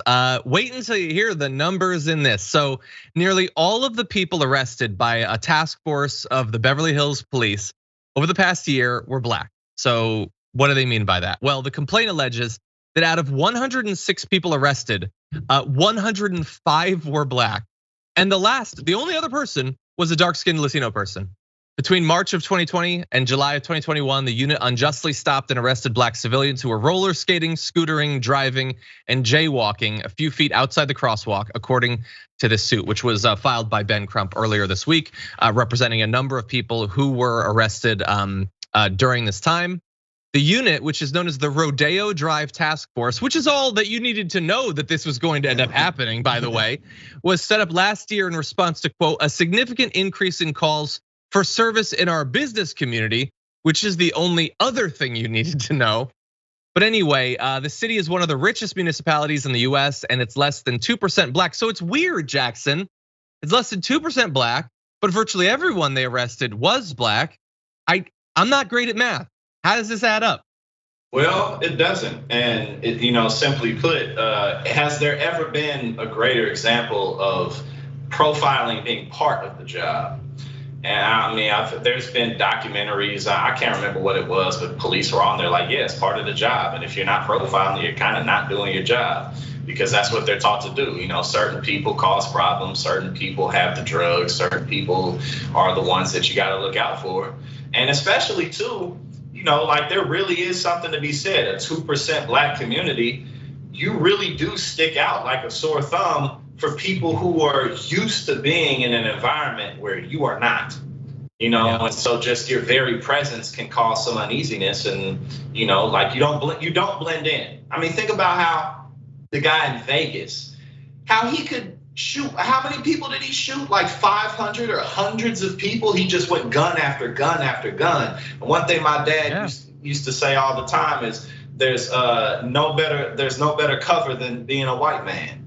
No one paid attention to him. He had these duffel bags full of, but again, that just kind of goes into human nature as well. Wherever there is a minority, there's going to be really bully-like treatment against it, because unfortunately that's part of our nature, and also why we have to manage and balance our nature through society. You're right, and here you have what seems like businesses putting pressure on the cops to do even more of it. Like these are the business owners. They basically do not want black people in the area. That's what they want, and that's what they're gonna get. There's a long history everywhere of this sort of behavior. California is not immune to it. California is like more liberal in some ways, I guess. That does not mean that there are not tons of racist people, tons of racist cops. Absolutely. And by the way, we occasionally talk about like outsourcing here. The behavior that we're seeing from the cops is the rightful job of Karens and Kens. And the cops are stealing their jobs of harassing people on the streets. They should really be more understanding.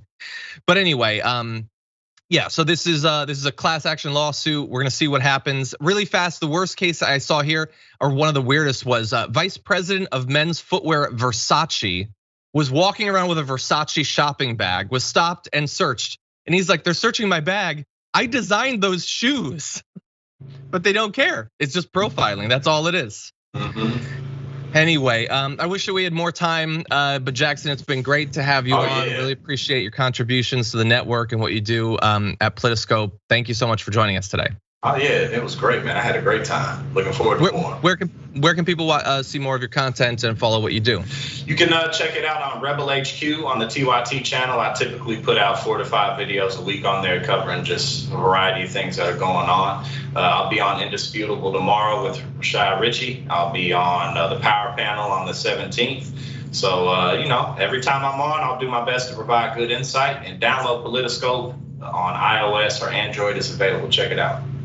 Awesome. Thank you, Jackson. Have a good day. All right. And for those of you at home, I got one more bit of homework for you. You got a couple minutes until Indisputable starts up, so definitely stick around for that.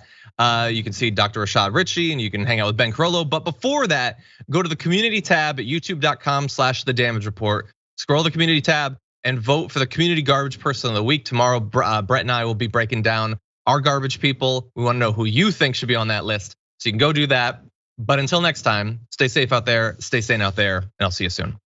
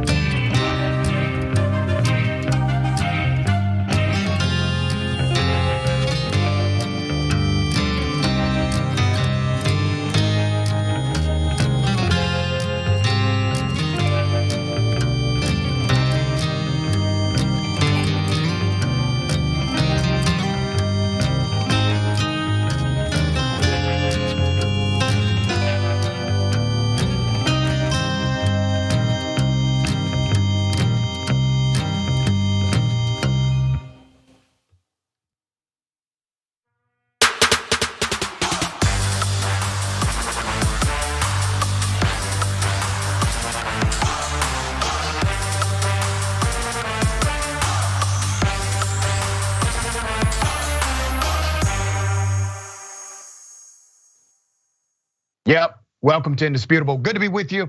I'm your host, Rashad Richey. We got a lot on the agenda. Ladies and gentlemen, breaking down news of the day with me, none other than Ben Carollo, host of Galaxy Brain, and Bleep Blop Ben, writer and TYT contributor, will join us in just a minute. And then we have Ben Q. He was hilarious last time.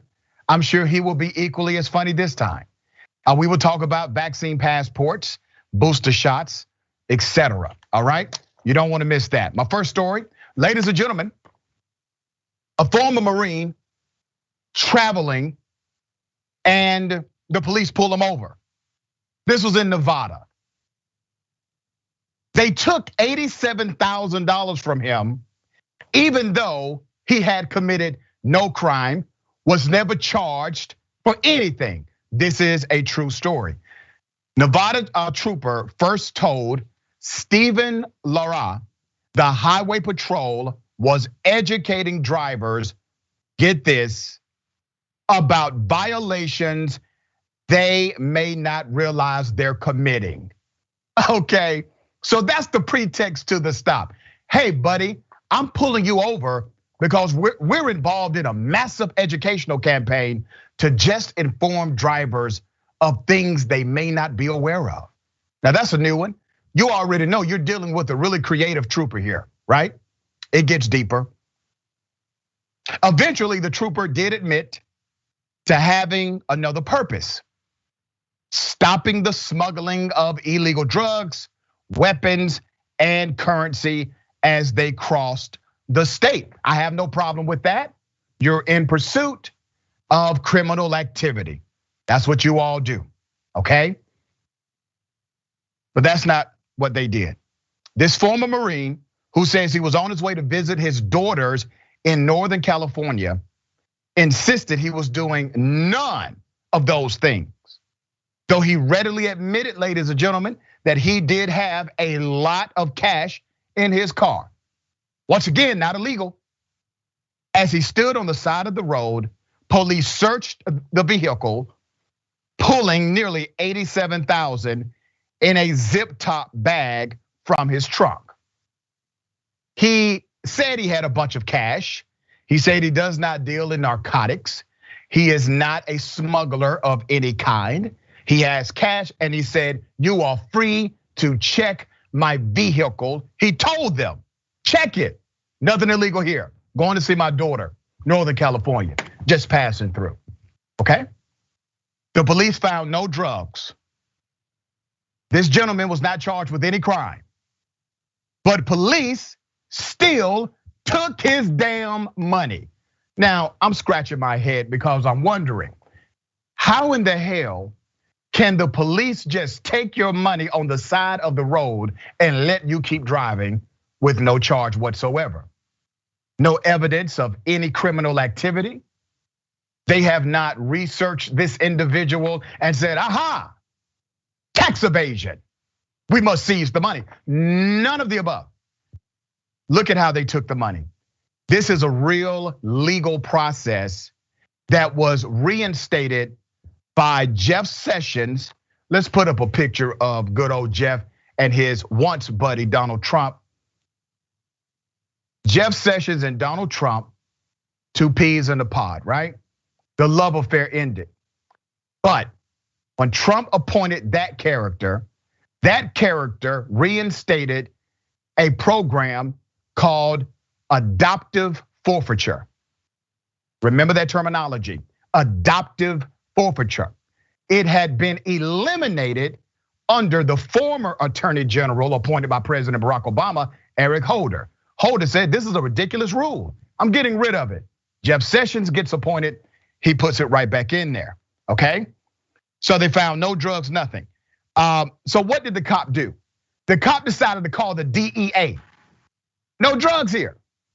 The cop called the DEA a federal agent, and the federal agent coordinated something called an adoption, which allows federal authorities to seize cash or property they suspect is connected to criminal activity without levying criminal charges. Wow, You can just say, hey, I think you sell dope. So because I have an opinion that you sell dope, I'm going to just take your money and I can seize your property. It's called adoptive forfeiture. We could just do that because we feel like it. And the way the rule works, they could keep your money forever until you file the proper paperwork to get it back. Damn. Only in America, ladies and gentlemen. So here's what the victim of these cops said. I left there confused. I was angry. And I could not believe that I had just literally been robbed on the side of the road by people with badges and guns. Let's put up a picture of this victim. Now I want to remind you, he was just passing through. He was going up to California to meet his daughter. Come to find out, ladies and gentlemen, he had a perfectly good reason for having that amount of cash. He didn't trust banks. He was making a large payment that he was responsible to make. He was making that payment directly in the state of California. It was only after he got a lawyer, sued, and talked to the Washington Post about his ordeal that the government said they would return his money. He had to get a lawyer, he had to get the media involved, and then all of a sudden, magically, his money reappears. Okay, they give him his money back. The DEA spokeswoman, Ann Edgecombe, said the agency had made a decision to return the money, and the Justice Department spokesman, Joshua Steve, said the government is, and I quote, reviewing existing policy on adoptive forfeitures. Who's in charge of the DEA right now? This young lady, Miss Ann Milgram. Very smart woman, brilliant. University lecturer. A lot of people had high hopes about her appointment. Miss Ann, you need to get on your damn job. Ben, hell of a story. They took the man's money, no criminal activity whatsoever, and he had to fight in order to get it back. Wow, what are your thoughts? Yeah, I mean, there's really a lot to this. I mean, the first thing that I'm thinking of is, I mean, like for most of us working class folks, I think we all probably have like an uncle that like doesn't trust banks or whatever. Yep. That likes to operate in cash, and it's like I feel like it's a pretty common thing among like working class Americans that at least one family member is like, I don't trust banks, whatever. And so they keep cash with them, and maybe they want to buy a car for their kids, maybe they want to put a down payment on a house, maybe they want to do whatever. And this is a policy that I think one of the reasons why it's been in place for so long and why there's always this sort of like flip-flopping from one administration to another instead of like long-term legislation is because it's kind of only like a working class issue, right? Like, Jeff Bezos isn't running around with $87,000 in his backpack, right? He's got like, billions of dollars in random like accounts and stuff like that. It's not like physical cash that he's carrying around. Working class people carry around cash. And so this type of like getting pulled over by police and getting this money, it's just got like wild west vibes where, like the, corrupt sheriff pulls you over and, asks you for protection money, basically. Yeah, and remember, all of this was done on the side of the road. I'm completely convinced that this state trooper knew the DEA agent who would do all of this within a few minutes or maybe an hour on the side of the road to take away someone's money, and you have no evidence that they are a criminal. You can't even arrest them. He gets to drive away robbed, but he gets to keep going. His money obviously was returned. Now they are reviewing the policy. And the current attorney general, as well as the DEA administrator, they need to get on their job. To their credit, they have reversed a significant number of Trump era policies as it relates to the DOJ and the DEA, but they have not done enough, all right? Let me go to the next story. This story is very tough for me. I covered this extensively in 2019 when it happened. You're talking about a very gentle soul named Elijah McClain. Elijah McClain who was 23 years of age at the time, was murdered. I called it a murder from day one. He wasn't just murdered by the police. He was also murdered by the paramedics. They are responsible for his death. The district attorney of that local jurisdiction came out and said, nothing to see here. There's no criminal activity. Let's put up a picture of Elijah McClain again. Self-taught violinist, individual, was a remarkable soul. Put up a picture of him in the hospital before he died. Okay? What was his crime? Trying to get a soda, trying to get a drink, going to a store, okay? He was anemic, it was cold, so he wore his ski mask, okay? Wasn't violent, everybody locally knew him. The 911 operator that called 911 said, I don't think he's dangerous. That did not get relayed to the police. Now, once again, if you call the cops to a situation, you are calling a gun. Just don't forget that, all right? Let me give you some more background to this. 3 officers and 2 paramedics have been indicted by a Colorado grand jury in the 2019 death of Elijah McClain. The Attorney General, Phil Weiser, the special prosecutor in the case, announced the 32-count indictment on Wednesday. The grand jury reportedly made their decision last Thursday. We did not know about it until recently. The office of the AG decided to delay the public announcement to make sure they could inform the McClain family first. Let's put up the officers, the cops who were involved in the murder of Elijah McClain. 2 of them were still current. 2 of them were still active with the Aurora Police Department in Colorado. Randy Rodema, Nathan Woodyard, and Jason Rosenblatt. There they go. Those are the 3 officers who were involved. Let's go to the 2 paramedics. Now remember, the officers put a chokehold on this kid, and that chokehold has now been deemed illegal in that department, okay? They can no longer use it, but they use it on this kid. The paramedics are the ones who administered the drug that worked hand and glove in order to kill Elijah McClain. It was a combination of the sedative, which by the way, he never should have been sedated. He was not a threat, not committing a criminal act, none of the above. And he's dead. The cops and the paramedics, they are facing a slew of charges, including manslaughter. McClain had gone into cardiac arrest en route to the hospital. He was declared brain dead August 27th of that year in 2019. And then on August 30th, he was taken off of life support and he passed to the other side. According to the New York Times, the 5 defendants involved in this death just east of Denver will face 1 charge of manslaughter and criminally negligent homicide, as well as a variety of assault charges. Last count, I counted 32 actual charges between these 5 men.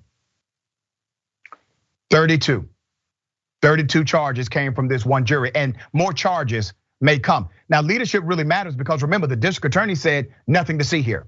The DA said there is no crime here. But a grand jury said, you're right, there is not 1 crime, it's actually 32. 32. Shortly after the indictments were announced, the Aurora Police Association put out a statement doing what? What they do best, defending the killers, officers, and saying there was no evidence the officers caused Mr. McClain's death. Damn liars. All of them. All of them. The independent review of Mr. McClain's death released this February issued a scathing catalog of errors committed by the officers and paramedics during the encounter and in the investigation that followed. I want to take you to what was the incident, okay? The officers grabbed Mr. McClain's arms, pushed him against a wall, pulled him to the ground, They used what's called a whatever hold to subdue Mr. McClain, a potentially dangerous restraint to the neck, restricts the blood to the brain, carotid. That has now been deemed illegal. The carotid hold is no longer permissible. Cops are still cops. They can still do their jobs without killing people. It's possible. Ben, I'm sure you remember this story, man. What are your thoughts here? Yeah, I mean, there's a lot to say. I mean, first and foremost, there's the problematic relationship between DAs around the country and police departments, where they tend to be really buddy-buddy with each other, and they tend to get each other's backs in a way that is very, very problematic, because it leads to covering up for crimes that are committed by police officers. And then there's this growing trend of police officers around the country basically telling paramedics to administer like sedatives to people, and they don't know their medical history. They're not pulling up backgrounds on them. They don't know if they're anemic, if they're allergic to particular drugs, if there's any of a litany of potential side effects that they could have that could potentially be deadly, especially with things like sedatives like that. And it's just very, very problematic, where these police officers feel like they have this sort of universal authority to tell anyone around them what to do, and when that goes unquestioned, it leads to a lot of innocent death. And then the fact that they feel, like there should be no recourse, it just puts us in this terrible situation where it's rare that these police officers are even being charged. Yeah, and I want to say this about the person who called 911, because I know that whoever called 911, your family and your friends are telling you it's not your fault. They're lying to you. This is partly your fault. And let me explain why I say that. You said in the 911 call, I do not think he is dangerous. 911 is for emergencies, okay? That kid was one of the most gentle beings on this planet. There are commentaries and documentaries about Elijah McClain, his brilliance, how gentle he was, how he wanted to bring people together, saw the best in everybody. Just a remarkable human being, remarkable. He didn't deserve to die, we all know that. But when you call a gun to a situation that you claim is not dangerous, these things can happen, all right? I'm not saying don't call 911. I'm saying use the number for the emergency that you believe is actually happening. All right? We're gonna follow this, and we'll give you the updates as the trial progresses, as soon as those dates are set. We got more on the other side. Stick and stay, it's indisputable.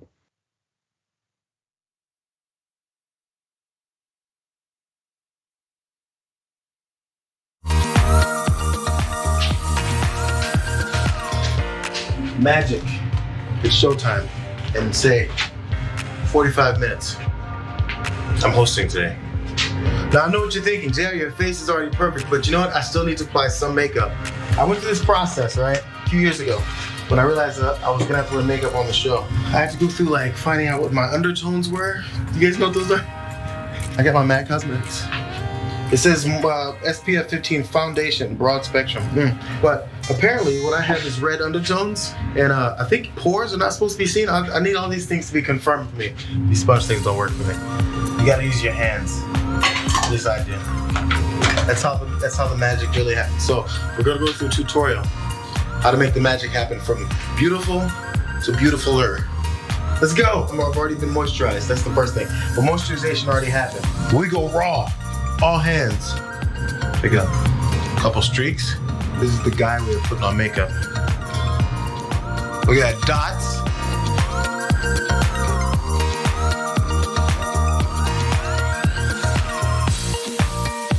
There's some shiny points that generally happen. First of all, here we go. You dust here. I'm putting way too much, but you dust. Oh, get the excess off. You don't want chunky powder. There's like a T-zone, I think, right? Mine is a double T-zone. Because I went middle and another cross. Make sure your nose isn't all shiny. People get on you for it. They'll say, that's not a good point you made on there, JR. Your nose is shiny. You guys are picky like that sometimes. I think that's about it, fellas and ladies. See you guys next time. Bitsies.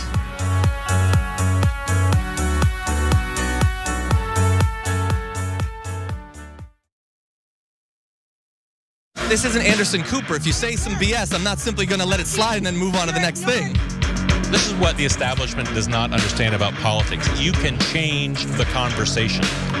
This is my place in that broader revolution. We first have to fight to prove that we are human. We then have to fight for our freedom. Then we fight for our equality. And now we are fighting for our survival because your militarized police force thinks it's okay to shoot us at any point in time. Look at what's happening in society today, and it's hard not to think about what was going on in the 50s and 60s. We're all out here. Everybody that cares about where this country's going, we're out here. We are going to win this fight. We are going to transform this country. Whoever wins this primary wins the seat. We just took down one of the top establishment Democrats in the country. Down goes Crowley. Down goes Crowley. This is the beginning. What do we got? We got CYP in the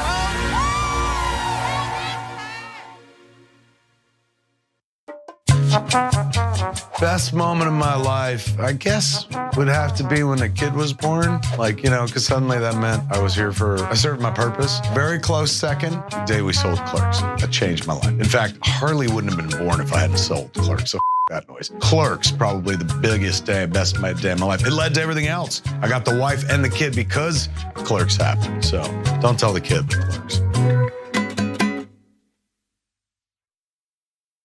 Our teachers are suffering, and we won't even cut 10% of the money going to military contract. The cost of one modern heavy bomber is this: a modern brick school in more than 30 cities. A tiny sliver of the defense budget would pay for 395,000 teachers. We're talking about the future of the country. We're talking about the nation's youth and making sure that we are competitive globally. And the only way to do that is to make sure that we provide quality education for our young people.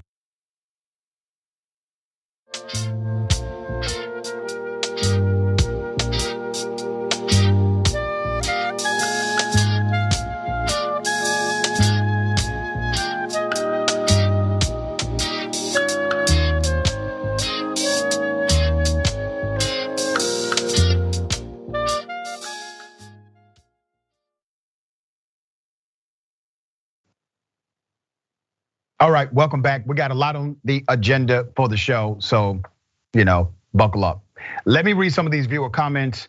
Don't forget, after Indisputable, catch Ray Actions with Ray Vanna, all right? That's 4 p.m. Eastern time, okay? Make that happen. You can also tune in on twitch.tv/TYT, all right? And don't forget to watch The Conversation. The big homie, David Schuster, will host 5:30 p.m. Eastern time, 2:30 p.m. Pacific time, tyt.com/live. That comes on before the Young Turks. And make sure you subscribe, all right? youtube.com/TYT conversation. Make that happen. Let me go to the members' comments first. I'm a damn lib says, search and seizure is a cash cow for Nevada. They are famous for taking cars and cash. Wow, good to know. Fab Four. Looks like those cops who use the excuse of educating drivers to illegally steal $87,000 need to get schooled by Dr. Ritchie. They do, they really do need to take one of my classes. I would highly recommend it. My poet, Kelly O'Hara says, these cops are criminals committing such theft. No standards, they're completely bereft. What an SAT word. You get 10 extra points. Bereft means lacking. They're completely bereft. They should lose their jobs. Their corruption abounds. Sue them all down into the ground. Ours. Wonderful. Mickey C, the silver-haired dragon. Of the many murders by cops, Elijah McClain and Tamir Rice were the most heartbreaking. The statement put out by the police department claiming that it was not the fault of the cops was one of the most disgusting I've ever seen. Yeah, agreed. Worst case scenario, Dragon says, Elijah used to play his violin.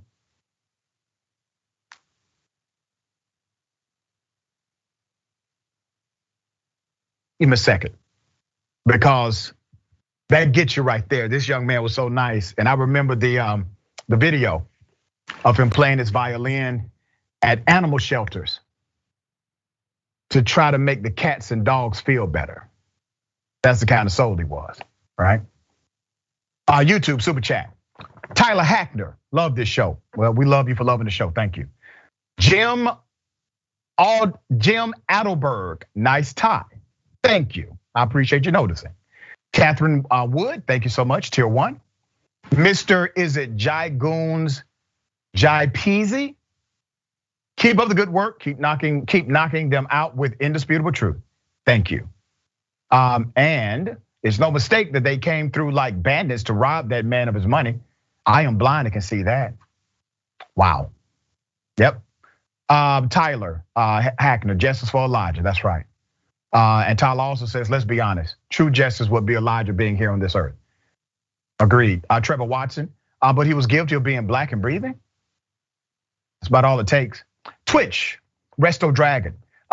Ketamine should never be administered in the field to control a person being arrested, ever. It should only be administered by a qualified medical provider for legitimate medical reasons. Source, me, 30 years of practice in cardiothoracic surgery. That's fancy, but thank you for that insight. Jess Peachy _TW, adoptive forfeiture, AKA sad day for you. Yeah, no kidding. That man had to go all the way to California, $87,000 lighter because of a damn traffic stop. Wow. Okay, this may need to be a public service announcement, okay? White people, I don't give a damn who you are, Dog the Bounty Hunter, whoever else, you do not have a pass to say the N-word. Now, I'm surprised that Dog the Bounty Hunter is still on TV of any sort, but this guy is still out there. He did an interview. His daughter accuses him of being racist. He's been accused of being racist for a very long time. As a matter of fact, there was a phone call where it was between him and his son. He was talking about, I think, the son's girlfriend at the time, and he was using the N-word over and over again. But Dog the Bounty Hunter has a reason why he says the N-word, and here it is. 22-year-old Bonnie also claims she was not invited to her dad's wedding because she supports the Black Lives Matter movement. Do you support that organization? Yes, I do. I have never been a racist. I'm 33.5% Apache. But because of over 15 years ago, I have an Achilles heel because I used the wrong word. Well, let me ask you about that. That moment 15 years ago. Yes, sir. That phone call with your son. Correct. You were using language, and over 6 times during that call, you used the N-word. Yes, sir. Why were you using that word so freely? Well, I thought I had a pass in the black tribe to use it, kind of like Eminem. Who gave you the pass? The brothers. Who were the brothers? I had just, gotten out of prison in 1979 after spending time in 18 months in Texas, and it was probably 3/4 from the black tribe. So that was a word that we used back and forth as maybe a compliment. My pass expired for using it, but no one told me that. To say a racist name doesn't qualify to make you a racist. If you use that word, use that word and you use it in your regular everyday life, it makes you a racist. I have more black friends than Eminem. That is the proximity argument. Like, okay. I have lots of black friends, so that should make me okay with black people. Okay, listen. Calm down, everybody. Okay? Dog the Bounty Hunter is racist as hell. Let me make sure I say that for the record. He referenced Eminem twice. He said he uses the N-word kind of like Eminem. Eminem doesn't do that, okay? He just assumes he does that because Eminem is a white rapper. So naturally to Dog the Bounty Hunter, Eminem says the N-word because he's a rapper. Number one. Number two, he has more black friends than Eminem. What? Wait a minute. I don't know how many black friends Eminem has. Do you? But for some reason, that is his proximity to not being racist. Now, let's follow the logic here, because this is really the first time I've heard this argument. I've heard people say, I have black friends, but I have never heard somebody try to dissuade an individual from an argument about racism based on the amount of black friends another white person has. This is insane to me. Now, he also says that he was given a pass. Listen, before the show today, I decided to consult with the black delegation. And the black delegation has thoroughly informed me that no one in prison or out of prison has ever given Dog the Bounty Hunter a pass to use the N-word. And let's be clear, Dog the Bounty Hunter went hard ER in a derogatory way. And let's go back to that infamous phone call. Now you tell me, does this sound like a term of endearment to you? Here it is. I'm not taking a chance on some care if she's a Mexican, a whore, whatever. It's not because she's black. It's because we use the word sometimes here. I'm not going to take a chance ever in life of losing everything I've worked for 30 years because some heard us say and turned us into the Enquirer magazine. Our career is over. I'm not taking that chance at all. Never in life. Never. Never. If Leach was dating, we would all say you. And you know that. And it's not that they're black. It's none of that. It's that we use the word. We don't mean you scum out of soul. We don't mean that. But America would think we mean that. And we're not taking a chance on losing everything we got over a racial slur. Dog, all you have to do is stop saying it. You have a multi-million-dollar contract that you lost with A&E because you couldn't just say, you know what, y'all, we're gonna have to stop saying the N-word around here. I know. But hey, if multiple millions of dollars will not stop your racist ass from saying the N-word, especially around other black folks, because you're saying, listen, she comes to the house, she gonna hear this N-word, and we can't lose everything because of that. Sir, you are in fact a racist, sir, okay? Please believe it. Ben, am I out of line here? I don't know why so many people like there's so many white people out there that like try to like orchestrate some sort of weird fantastical scenario in which it would be appropriate. It's never appropriate, never at all. And like if his daughter is saying he's racist, right? Like look, anybody, if your daughter says you are racist, whoever you are watching this, you might be racist and you should probably evaluate your actions. It's also, I think, important to tie it into, I mean, his whole television show was about being a bail bondsman, and the whole like right. bail system, the whole bail system in the United States itself is like designed to specifically, especially target people of color in the United States. Right.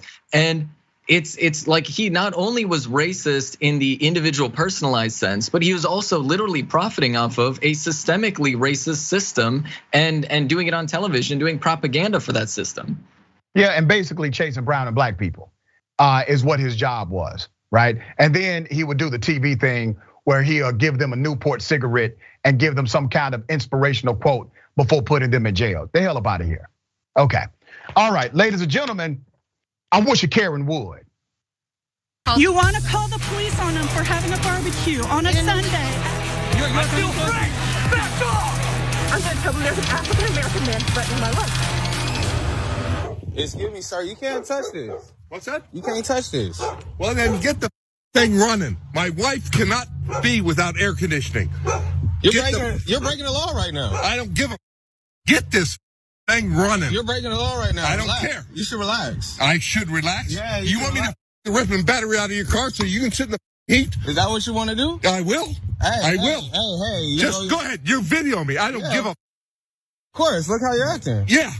So get this thing running. Get it running. You got 10 minutes. No. You got 10 minutes. Do you want a number? I called this number. No, there's a number that you don't have. Do you want it? Yes, I do. Well, calm down so I can give it to you. Give it to me. You know you out here drinking and stuff. Just relax. It's my day off. I drink all the time. Okay, can I give you the number? Yes. If you relax, I won't mind giving you the number. Just give me the number. Thank you. Let me turn this off. he really wanted that number because when the guy says, if you relax, I give you the number. He went from 100 to about 20, right? Okay, give me the number. I know some of you are looking at this guy's remarkable physique. Let me say this. I wish I had this kind of confidence in my life, okay? He didn't give two Fs about whatever. It was his day off, he had his beer, and it was hot. I just don't understand why break the law? Why mess with this device that may not be working properly? Why start breaking the law and then going off on the person who's actually a professional? That's not going to speed things up for you here. Call the damn number, complain to customer service. Yeah.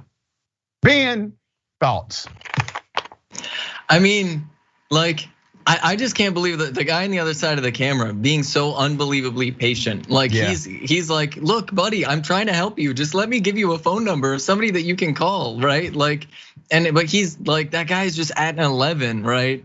And like, I get it, it's hot, right? And you're concerned about your wife and it's like 1,000,000 degrees. And if you don't have air conditioning, that's very, very upsetting. But like, you're asking somebody to go out and work in that heat, right? So if it's too hot for you, like, just understand. I mean, it kind of ties into the people who are calling DoorDash in the middle of the flooding in New York right now. It's like, they just have no awareness that other people around them also have to deal with the same problems that they're dealing with, especially when it comes to the weather.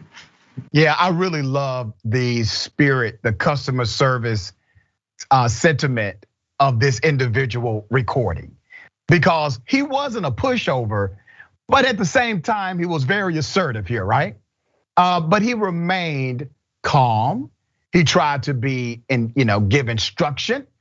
He tried to be helpful, even in the midst of that situation. And I have to imagine that if it's hot for everybody. It's hot for the guy outside. He's irritated too. He's not in the AC. You're not calling him in an office. It's hot. It's just hot for everyone. Okay, ladies and gentlemen, we got more on the other side. It's indisputable. Stick and stay.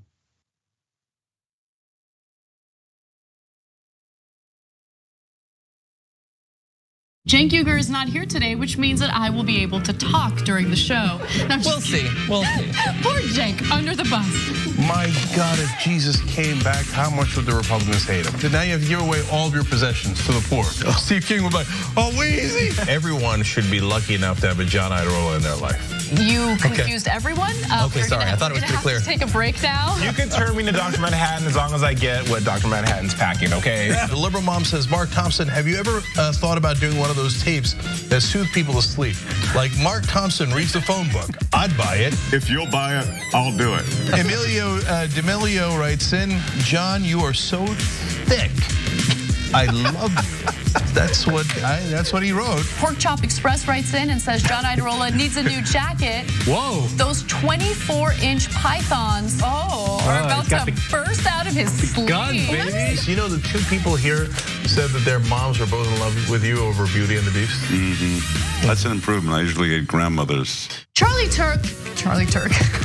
No, wait a minute, don't you dare. Chemical castration when we return from the break.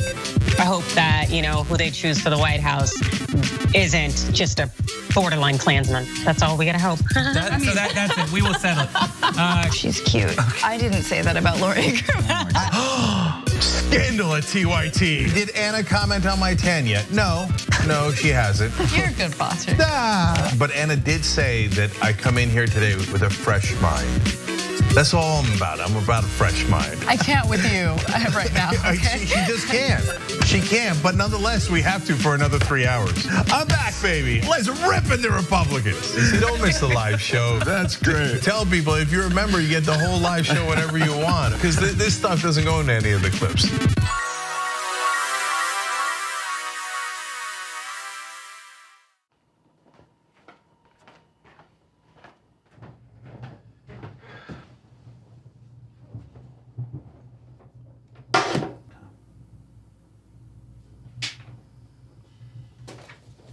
Welcome to the Damage Report. I'm John Iadarola. This is gonna be a big one. Meanwhile, in the Arctic, you know where this is going. You watch the Damage Report, the Arctic's on fire.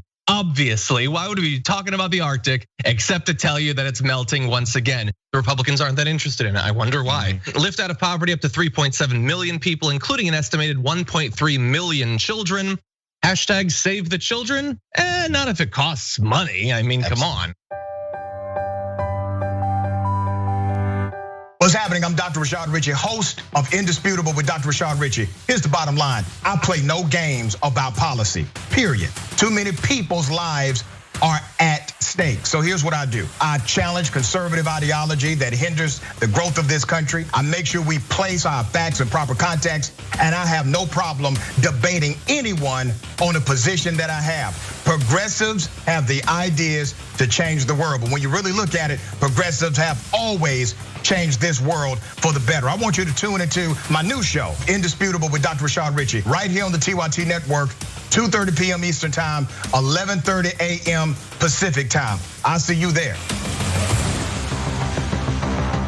Everything that we've accomplished over the years is because of our members who've allowed us to remain independent of corporate interests and reach 20 million followers. Now is the time to bring as many people into the progressive movement as possible. We're inviting you to be the change and help bring a community-powered progressive change machine to life. Details are at tyt.com/change. If you're a member, thank you. We need you to remain so. If you're one of the thousands of viewers out there who's not a member yet, the time has come for you to join now. We need you more than ever.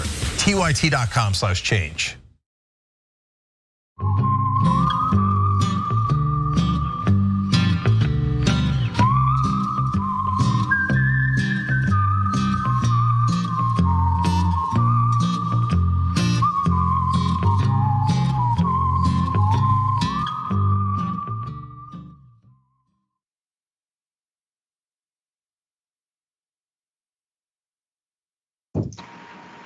All right, welcome back.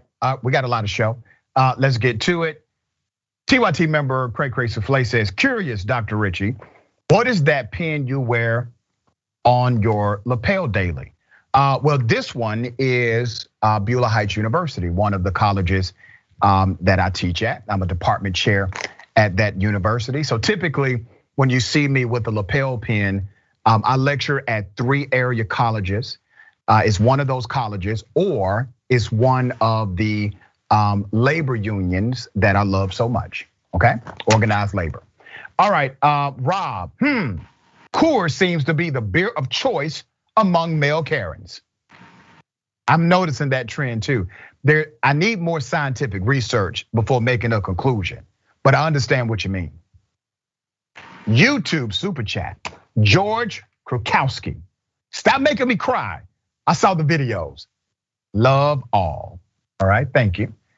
Trevor Watson, in New Zealand, we respect a good man who speaks the truth. Thank you. My pleasure. Mike V, will the real Slim Shady please stand up? I know, what was his fixation with Eminem? I don't get that. I mean, did he go to the interview with his interview notes and say, all right, when he says this, I'm going to say Eminem. When he asks this, I'm going to respond, Eminem. Songs of Sovereignty, dog hates Hawaiians too. So glad he's gone. Jeffrey Ritchie, maybe dogs black like hair fondling Carrie. Because of middle school, right. Mr. Jai Goons, Jai Peasy. I always thought that guy was racist, a racist bigot who just so happened to land a job on television as a bail bondsman. I think that's right. Also, Mr. Peasy. I listen to Eminem all the time, and I've never heard any songs where he uses the N-word, correct. And I rock with E myself. Never heard him say the N-word. Frank Jackson, welcome to Tier 1, thank you. Twitch, Insomnia Noor. Hi, hey, Dr. Richey, I hope you got my email yesterday and it was of some help. I did, and thank you for that. Mike Boy Raps, it's my day off, I drink all the time. Reminds me of Rudy saying, I don't have a drinking problem, I'm high functioning. High functioning what, Rudy? Top Cat _ Glass Dragon. His wife was so mean to him, so he went out to be mean to others. Yeah, that's probably exactly what happened. Okay, ladies and gentlemen, very sad story here. No charges for a cop who fatally shot Joshua Feast in the back. In the back, ladies and gentlemen, despite police caught lying on their reports, and the officer who was involved, the key player, has a violent past in his record. This is a story of Mr. Feast, 22 years of age, black male, fatally shot by Lamarck, Texas, a police officer, Jose Santos. This was back December 9th, 2020, okay? It ended the way most of these stories end. Cop commits an insane act against a citizen and is then justified, exonerated, not held accountable. A grand jury elected not to take any action against Santos after an independent investigation conducted by the Galveston County Sheriff's Office and the County Criminal District Attorney's Office. What? Yeah, them. They're buddies. Feast was a person of interest in an ongoing investigation into recent shootings in the city of Lamarck. And according to police, he had 2 outstanding felony warrants, including felony possession of a firearm and felony evading arrest. Now let me pause there because people will use that to justify being shot in the back.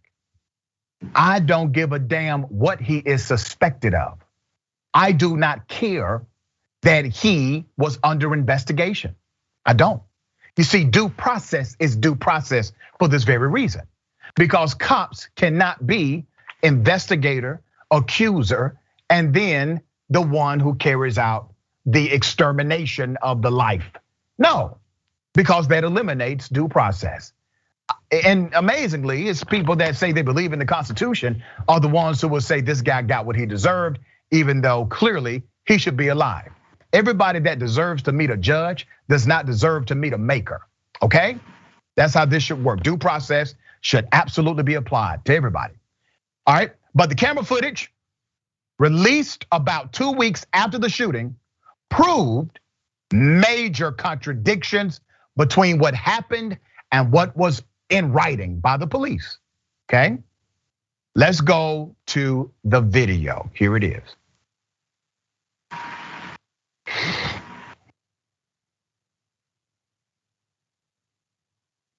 Okay, this is muted because the cop intentionally muted the sound. Just so you know in the beginning. 1,000 block of Purtle, 1,000 block of Purtle, send me units now. Show me your hands, show me your hands, show me your hands. Help me. 41, we're in front of 1010 Purtle. Stage medics. First unit to get here, I need you to recover the gun. He dropped it just outside of Dodge Charger.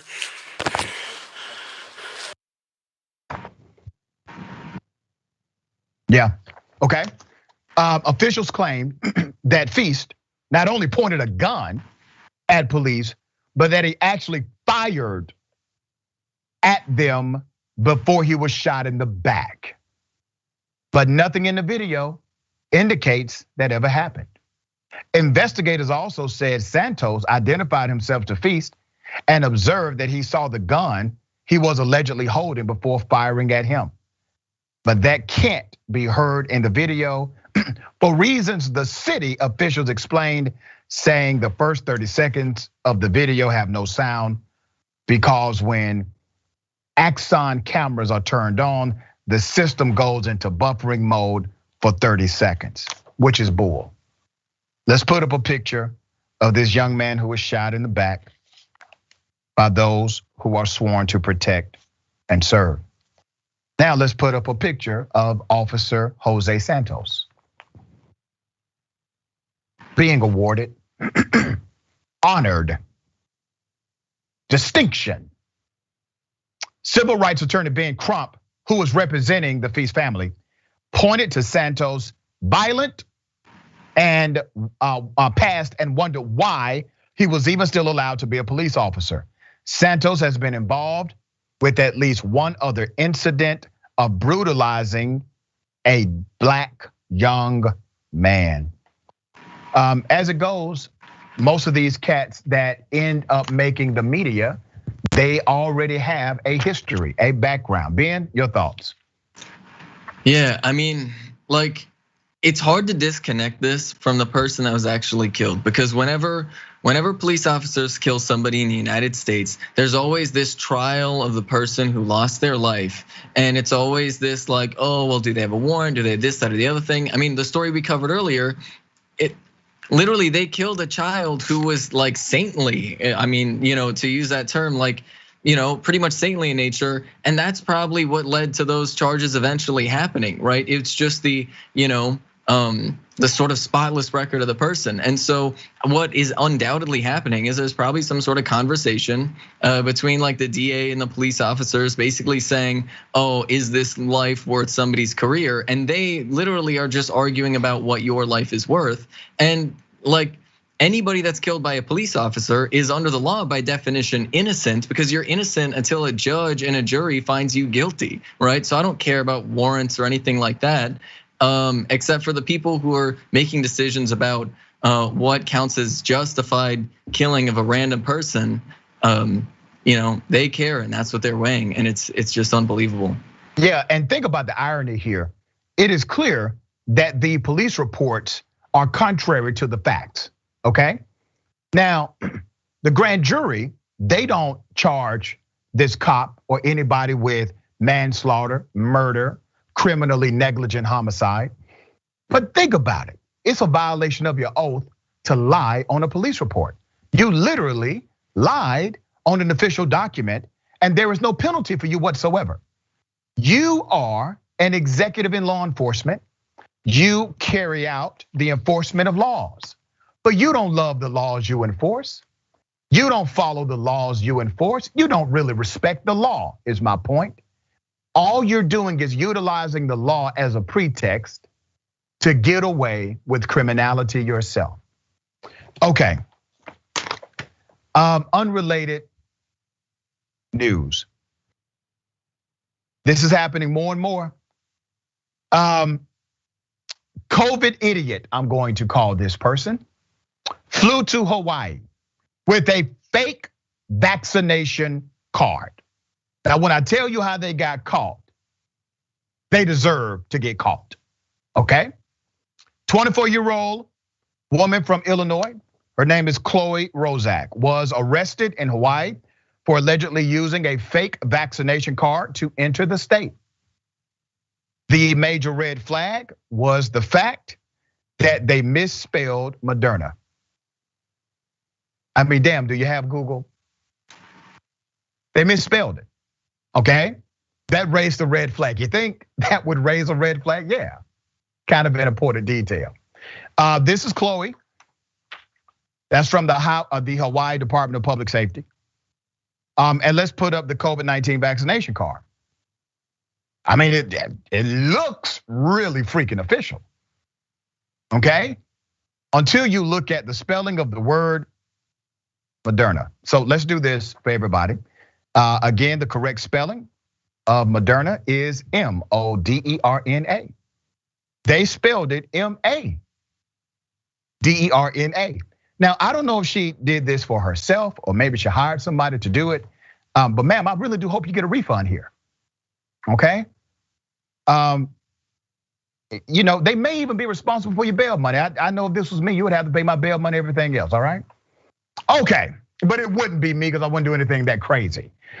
This is according to Hawaii News Now. State investigators said they received a tip that 24-year-old Chloe Rozak of Oak Lawn, Illinois, may have uploaded the false documents under the state's Safe Travels program to bypass traveler quarantine rules. That's according to Hawaii News Now.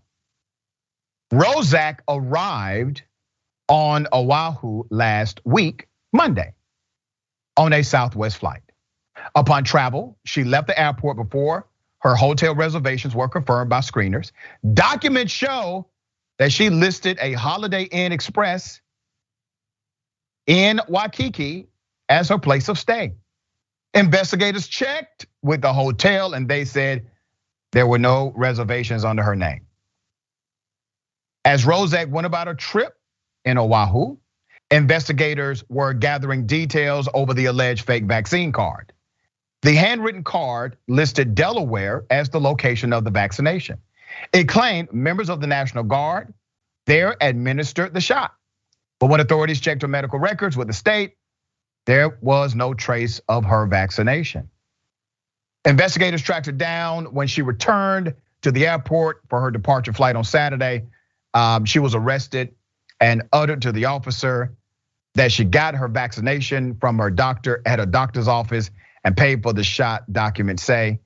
That is allegedly untrue based on the allegation. This is her bail. Her bail is $2,000.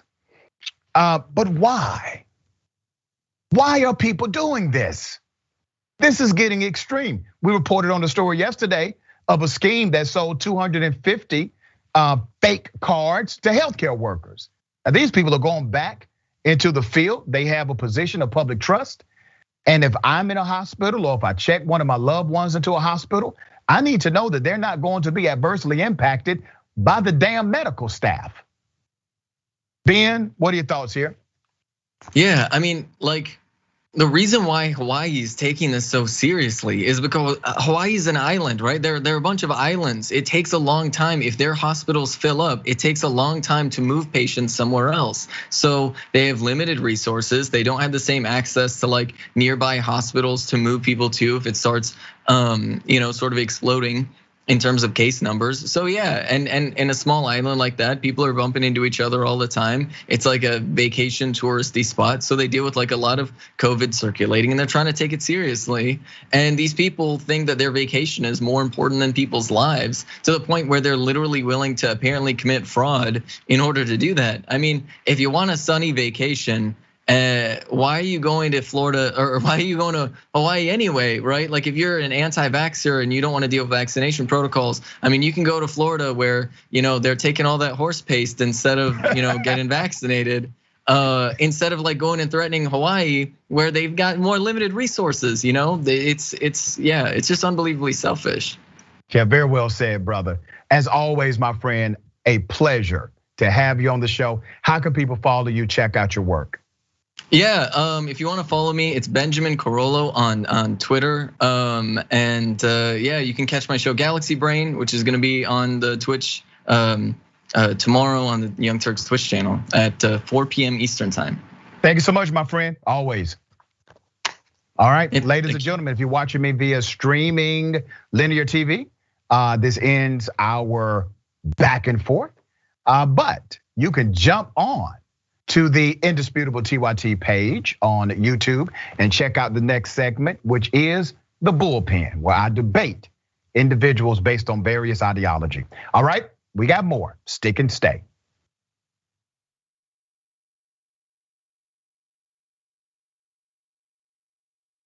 I'm old enough that I remember when Captain Crunch put the berries in it. Yay, crunch berries! And I was like, ooh, the fake berries. Remember? We're gonna try that. We did a story back in the day about how a woman sued, General Mills. She'd been eating it for 4 years, believing that it was actual berries. Yeah. She's like, these aren't real berries at all. Yeah. I'm like, I got news for you. Captain Crunch isn't really a captain or a person. Joining me now, legendary whistleblower and American hero, Edward Snowden. First question is, hey, where are you? I'm in my apartment in Moscow. All of a sudden, in the studio, Jim Gaffigan, everybody. Mental illness is, completely undiagnosed in our society. It's not about a particular administration. It's about a broken system of power, and through that, really, the instrumentalization of a system of not justice, but injustice. People understand whether they claim to deny climate change or not. Our collective house is in crisis. We're also dealing with the legacy of 40 years of economic policies that have made people's lives more precarious. Sometimes you got to force people into their humanity. Sometimes you have to shake people into empathy. Senator Elizabeth Warren joins us in the studio. Healthcare is a basic human right, and we are fighting for basic human rights. In order to actually achieve that vision of everyone having access to the same resources and getting to determine the outcome of their life, we have a lot of work to do, and it needs to start right now. Here's something you may not know.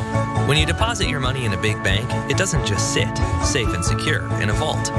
Instead, your money could end up building oil pipelines, mining for coal, or drilling in the Arctic. So if you're concerned about the planet, give your money something good to do. Make the move to green with Aspiration's fossil fuel free account and join the thousands each week who are switching to save their dollars and save the planet at the same time. Welcome to the Damage Report. I'm John Iadarola. This is gonna be a big one. What Donald Trump has done as president has cut taxes for the wealthy and made life better for rich people. But he's made life worse for poor people. We're making America great again by throwing more money at the military to destroy other countries because that makes us great instead of investing it in ourselves. That it's Donald Trump and it's Stephen Miller. The choosing is based on wanting to create cruel and inhumane conditions to scare other people away from ever coming to the United States. The opportunity to make money off of tragedy is the American way. There's only one place to put garbage people: in the trash. We've never had so much access to so much information with so little idea of what the hell is going on. What does enforcing our borders have to do with traumatizing children? Absolutely nothing. I think a sane person could say the current situation we have right now is radical. But what we're doing is literally making the world more like hell. That's a warning sign.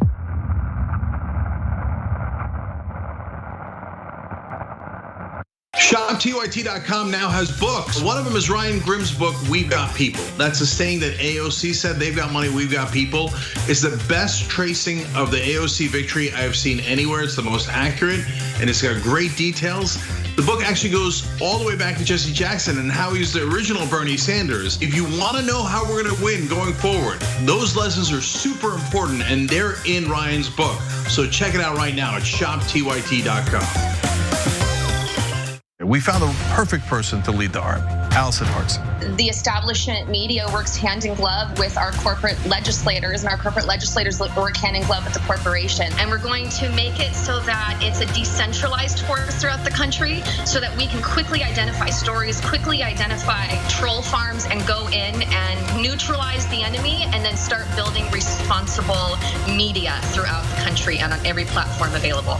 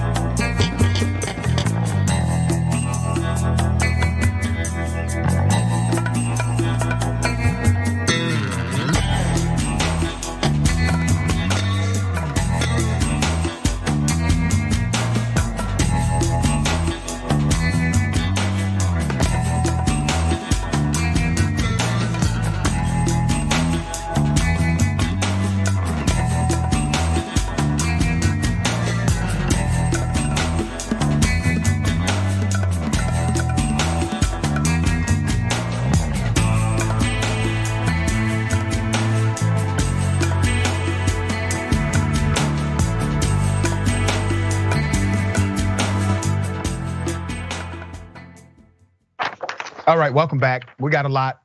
Don't forget, after Indisputable, Ray Actions with Rayvana, 4 p.m. Okay, make that happen. 4 p.m. Eastern time, 1 p.m. Pacific time. Tune into twitch.tv/TYT and watch the conversation today live, 5:30 p.m. Eastern time, 2:30 p.m. Pacific time, TYT.com/live. That's right before the Young Turks, okay? My big homie David Schuster will host. You can also subscribe, watch all of the interviews.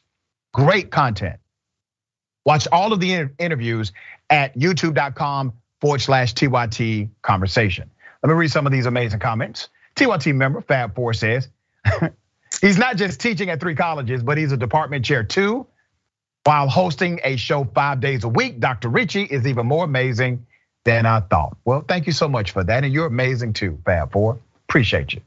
Mickey C, the Silverhaired Dragon. He had 2 warrants, so the cop can be the judge, jury, and executioner. It's not how it should work. Exactly. Spicy dragon wings. Body cams have a continually running 30-second buffer that preserves the 30 seconds before recording is enabled.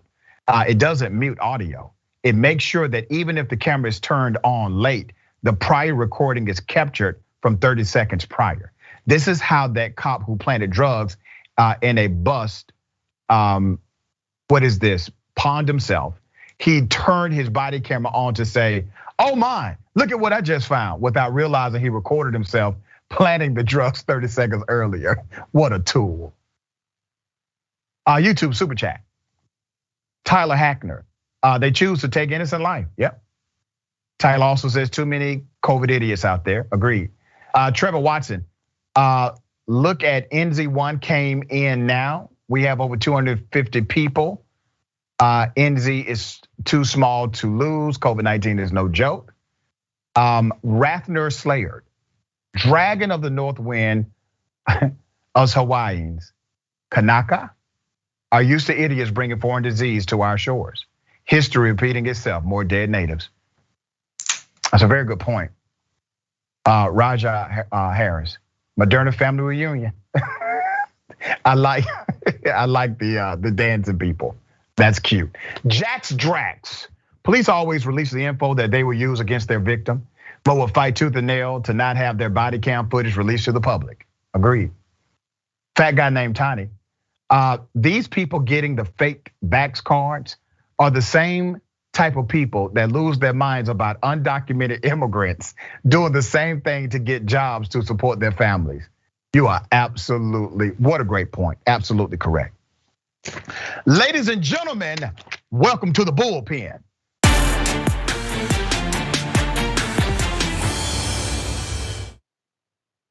In the bullpen today, we got Ben Q, columnist and English editor at El American. Good day, Ben, welcome. Good to be back, thank you for having me. Absolutely, man, glad to have you back. All right, let's get right into it. I don't want to presume what you know or believe about vaccination mandates or even mask mandates and protocols. So give us your sentiment as it relates to those items. Well, okay, I mean, if we start with the vaccine issue, I think that the fundamental problem you've got there is that, well, as well as being what I consider to be a fundamental violation of civil liberties, the issue with the vaccine passports or mandates or whatever is that they're fundamentally separating society between the vaccinated and the unvaccinated.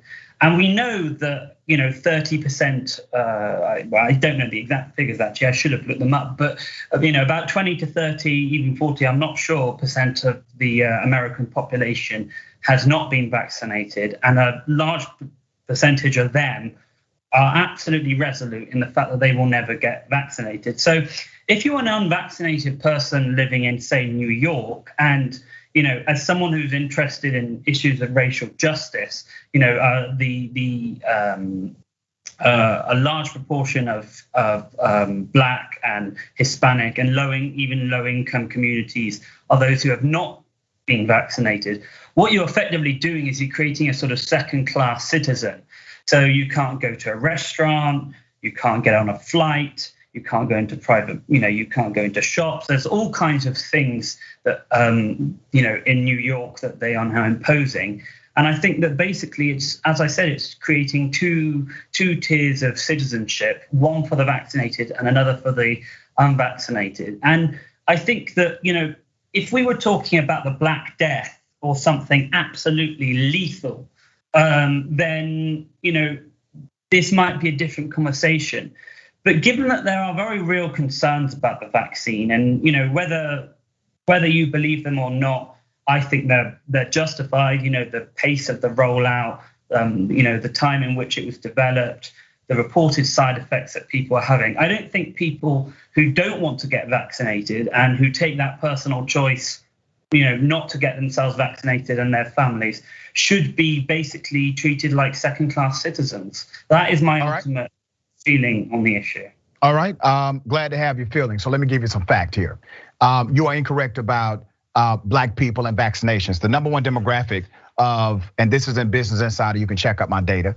The number one demographic who are never vaxxers or say they would never be vaccinated are actually white males, okay? White males are your number one demographic in that arena. Vaccination mandates, you have a problem with them fundamentally based on a civil liberty. Well, let me be very clear. Vaccination mandates have been around, not only the United States of America, but on the planet for many, many decades. For example, in all 50 states in the United States of America, even though there was no federal mandate for vaccinations, in every single state in the US, there is a state mandate for vaccinations. Every single school system has a state mandate. For places like California and Texas, they require a couple of more than places like Texas and Georgia. But every single state, conservative, liberal, Republican, sir, I allowed you, sir, in all due respect, I allowed you to finish all of your commentary before I responded. In every single state, there is already a mandate for vaccinations based on the safety protocol of that particular school system. Also, immigration officials have routinely required proof of vaccinations. Ellis Island, New York, Angel Island, San Francisco, and other places, they have had these vaccination mandates in for a very long time based on what's germane to that local area. Those are your mandates. Your mandates also extend to companies like Delta and Uber and other companies that say in order to continue to operate at certain levels at this agency, you will need to have certain vaccinations. We're talking about pre-COVID, by the way. And if you want to travel abroad, there are vaccination requirements as well. These vaccination requirements have been around for decades also. From diphtheria, tetanus, measles, mumps, rubella, hepatitis B, hepatitis A, tuberculosis. The list goes on and on. The US military has to engage in the same activity. They are required by their mandate to receive certain vaccinations. Some have to receive over 20, depending on their deployment. My overall point to you is this. You all are completely antithetical to the notion of COVID-19 mandates, which by the way, there is no mandate through the federal government for everyday citizens, and there's no mandate for a statewide compliance. But for some reason, I don't hear you all having the same intellectual argument as it relates to the well over 20 vaccination mandates that are already required by actual law. Okay, so let me just take you up on a few points there. I mean, I think that you're probably broadly right in that, these vaccinations that have been extremely well established, like, you say measles, or I can't remember the other ones, but those are proven vaccines, and I completely, I think they're a different conversation ultimately, because the reason that people are so skeptical about this COVID vaccine is because of the pace of the rollout. And people feel that, those vaccines that you referenced before have taken decades and, decades in the making of absolutely rigorous testing. So that's my first point. My second point would be that how many times can you honestly say in your life that you have been asked to provide proof of vaccination for anything? Now, I'm sure you have got vaccinated, and I'm sure it's happened on occasion, but have you ever been on a flight before, or gone into a restaurant, or tried to buy something, and someone has asked you for a piece of paper to prove that you've been vaccinated? It may have happened, but I don't think it's something that's happened regularly in your life, because that is not society. That is not something that society is accustomed to. I've never been asked in my entire life for proof of vaccination to board a flight or to eat in a restaurant, or whatever it might be. So that would be my contention to you. Those vaccines might be mandated, but there's very little evidence of that in everyday life. And the difference is this COVID vaccine is that they intend to basically impose it everywhere. In fact, that is what they are doing in the state of New York. Okay, so let me respond to your question directly to me. So the answer is yes, I have provided a passport, a vaccine passport, to not only be a student in a school, but to also be a teacher in that school. We have to have certain vaccinations even filed at colleges, private and public. So this goes from K through 12 education to college life. Literally, virtually, every single American has had to present a vaccination passport at some point. And every single American virtually has had to receive a mandated vaccination. The reason why I brought that to your attention is because you said that your issue with this was based on, and I quote, a violation of civil liberties. Well, if it is a violation of civil liberties, then the argument that the drug or the vaccine is new, that's not an argument, because it's not about the vaccine, it's about the violation of civil liberties. And if that is your premise, Ben, if your premise is this mandate, vaccine mandates are a violation of my civil liberties, then that means that every other mandate for vaccinations should also be a violation of civil liberties as well. My question to you, based on that linear logic, why have you not made contention with these other dynamics of the violation, as you put it, and you only call COVID-19 vaccines a violation? And let me say this for the record. I understand that people will have vaccine hesitancy. All we can hope to do is give them proper and good information, but we're fighting against bad and false information on a regular basis. But my question does stand to you, sir. If this is a violation of civil liberties, what does it matter, the testing phase of the drug that has been approved by the FDA at this point? So repeat that last thing you just said. What does it matter to the If you say that this is a matter or a violation of civil liberty, then what does it matter how long the drug has been here, or that it is mandated, or people are mandated to get it for certain jobs? The FDA has approved it. If this is just a violation to have any kind of mandate for vaccines, why are you not bent out of shape about the other vaccinations that are already mandated? If it's a civil issue, a liberty issue. Well, I mean, I think I've made that quite clear in the fact that I do ultimately believe that this vaccine is different due to the pace of the rollout and the rapid nature. So it's not a civil issue.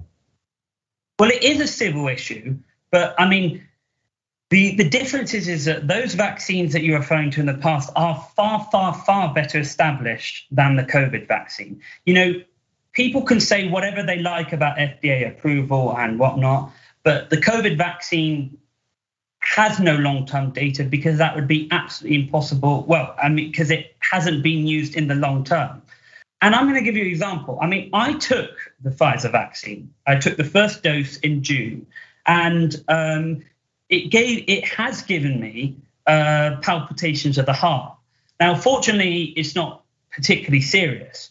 But the fact of the matter is that these vaccines do have proven side effects, and people do have a legitimate reason to be fearful of them, or not fearful, but to be hesitant, as you say. Mm-hmm. So I think the fundamental difference between a measles vaccine and the coronavirus vaccine is I think that people are quite justified to be against, or have some reason to be skeptical of the COVID-19 vaccines, whereas I think that those other vaccines you're referring to are far more established and far more proven, and against disease, which in some cases is even more serious than COVID. So I want you to understand the argument that you're making. You're not making a civil liberties argument, because if you were making a civil liberties argument, you would have intellectual integrity in the application of your argument, which means your argument would also apply to the current vaccine mandates that are being implemented across the country and beyond. But you don't have an issue with that because of the established nature of these particular vaccinations. So you do not fundamentally believe that vaccine mandates in context are an in fact violation of civil liberty. You simply believe that this particular vaccination warrants more exhaustive study and more data, correct? That's really the argument you're making, not a civil liberties argument, but a COVID vaccine argument based on the longevity or lack thereof of the background of the drug, right? Well, yeah, I mean, let's look at it like this. Civil liberties are, with the question of civil liberties, there always has to be some level of balance between what protects the population and what keeps them free. Okay, so there have to be compromises. And all I'm saying is that on the issue of this particular vaccine, I think to force it on people when it hasn't even been, in rollout for a year, and then forcing them to live as second-class citizens for not taking it is basically a violation of their civil liberties too far. But it's not just that. That is just one of the broad arguments I want to bring to you today about vaccine passports.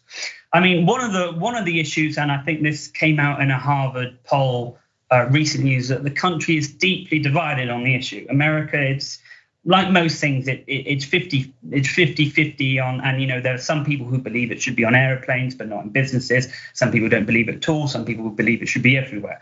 So that's another issue. It's a highly contentious issue, and I think, given the situation that America is in, with everything that's gone on, whether be it with elections, be it the riots last year, be it Afghanistan, this is just going to be another thing that stirs the melting pot of civil society breaking down. The other point I want to make is that, vaccines, vaccine passports, and the reality is that there is a large percentage of the population who are just not going to take it, no matter how hard you push, because they've decided.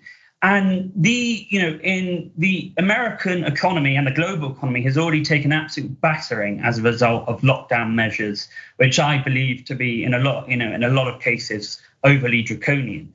So the economy is already suffering, and private businesses are fighting for their lives to get back to where they were before.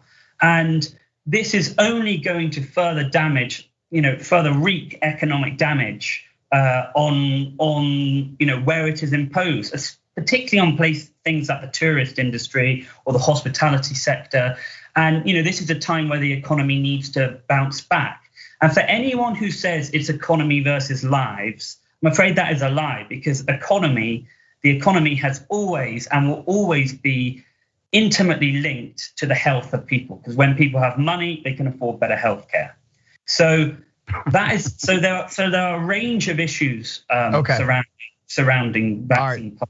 So let me respond to this. Number one, when you say that people are being forced to live as second-class citizens, let's be very clear. If you take the vaccine or don't take the vaccine, that is your personal healthcare decision, okay? That vaccine is really for you. The mask is for me. The mask is for the protection of others. We'll get into the mask in a minute. But if you decide not to take the vaccine, you don't have any of your rights taken away. Going to a particular country, being able to go to a particular restaurant or hold a certain job, those are not constitutional rights. Those are privileges afforded to you if you meet the qualification, right? A private company has the legal right to tell you no shoes, no shirt, no mask, no service. They can also enforce COVID rights if they choose to. Private companies can do that. COVID vaccine passports are allowable, at least under current statute. Also, as it relates to traveling, we've already established there's a litany of vaccines that you must have typically if you want to travel to certain places. That's already in the mandate. There's nothing new about that. Individuals who would like the privilege of traveling to a particular country and that country has a mandate order. Hell, we got one in America. You come from certain countries, you got to have certain vaccinations. It's already here, brother, is my point. But we've never said, well, that's a violation of your constitutional or civil liberty. That's a violation of your human dignity. No, if you want the privilege of coming here, you gotta have this particular vaccine or vaccine regimen. That has already been truly established. So I find it quite ironic that your argument is that these individuals who may not be able to engage in certain privileges are somehow different than any other person who had to either get the vaccination or have a litany of vaccinations already in order to engage in certain privileges in this country and beyond. What makes it different? Why is it different when you say, okay, we don't want you having to get the COVID vaccine to work in healthcare, but we do want you to have these 18 other vaccines to work in healthcare? What's the difference? Do they have the right to mandate them or not? I would say that, I think I've explained the difference as well as I can, which is that there are some vaccines which have been, vaccines are wonderful things. I'm not an anti-vaxxer, okay? You know, polio vaccines, measles vaccines, they've been around for decades. They were decades in the making. They're proven to work, okay? And they're highly effective, and there's very little known side effects to them. The COVID vaccine is fundamentally different because it only came out last December, having been rushed through, and I understand why it had to be rushed through, but there are issues with it. There is the question of side effect, which I've felt myself because it led to an abnormal heart rhythms, which I've had to check out. But even beyond that, forgot what I was going to say now. Even beyond that, civil liberties, vaccines. I've gone completely blank. What was all I right, brother, say? let me help you out here. Vaccines. Okay. So 99%. All right, so let me hit on one of your points you made. We only have a couple of minutes, but you talked about the effectiveness of these other vaccines, okay? Yeah. So let's talk about the effectiveness of I remember my COVID. now. All right, we'll come back in a second. I want you to remember the number 99%. Let me tell you what 99% applies to. 99% of the individuals who are fully vaccinated, if you got your vaccination, guess what happens? You don't die. I know the figure you're referring to, which is 99% of people who died in hospital haven't taken the vaccine. Right, and the other side of that is, if you have it, you're not gonna die from it. If you got the vaccination, you don't die from the variant. You can still catch the variant and still have adverse effects from the variant, but you won't die. You virtually have a 100% chance of living. Now that's called effectiveness. If you're arguing effectiveness of the vaccine, why do you leave that number out? That's a hell of a number there, brother. Well, that's the thing and you've brought me perfectly onto the point that I just so embarrassingly forgot. The fact of the matter is there are serious questions around vaccine effectiveness. I mean, if you've taken the vaccine, why are you wearing a mask? Why are people being forced to self-isolate? Why are people still getting COVID? I heard the other day that the Reverend Jesse Jackson, who's got two, who had both COVID vaccinations, contracted COVID to quite a serious degree. The vaccines have been proven to be effective, and I'm not totally opposed to them. As I told you, I took the vaccine myself, and unfortunately got an unfortunate side effect from it. But I can even accept that was a rarity, and I was just unlucky. But the fact of the matter is that with the Delta variant and these new variants that are coming up all the time, there are serious questions as to how effective it actually is. Because if people are vaccinated, they should be able to take off the mask and they should be going back to living normally, just as they would be able to if they. Let me ask you this, brother. Let me ask you, man, before we part. You ever known somebody had the flu shot and still caught the flu? Probably, yes. Yeah, that's your answer. When you ask me the question about, if you have the vaccination, but you still can catch COVID or spread COVID, well, that's your answer. We all know someone who had a flu vaccine and still actually caught a flu that season after they received the vaccination. It does happen. Also, the COVID variant is a mutation. It's a mutation of the original COVID-19, which means you still can catch it even with the vaccination. And also the mask. The mask is because science has proven that even with the vaccination and you being asymptomatic and you catch the variant, the COVID variant, you can still spread it to other people without knowing so. So that's your scientific answer. And the mask decreases the spread of COVID by 90%. I hope I answered all of your questions today, brother. I appreciate you being on Indisputable. Thank you, Ben. Okay, thank you for having me. All right.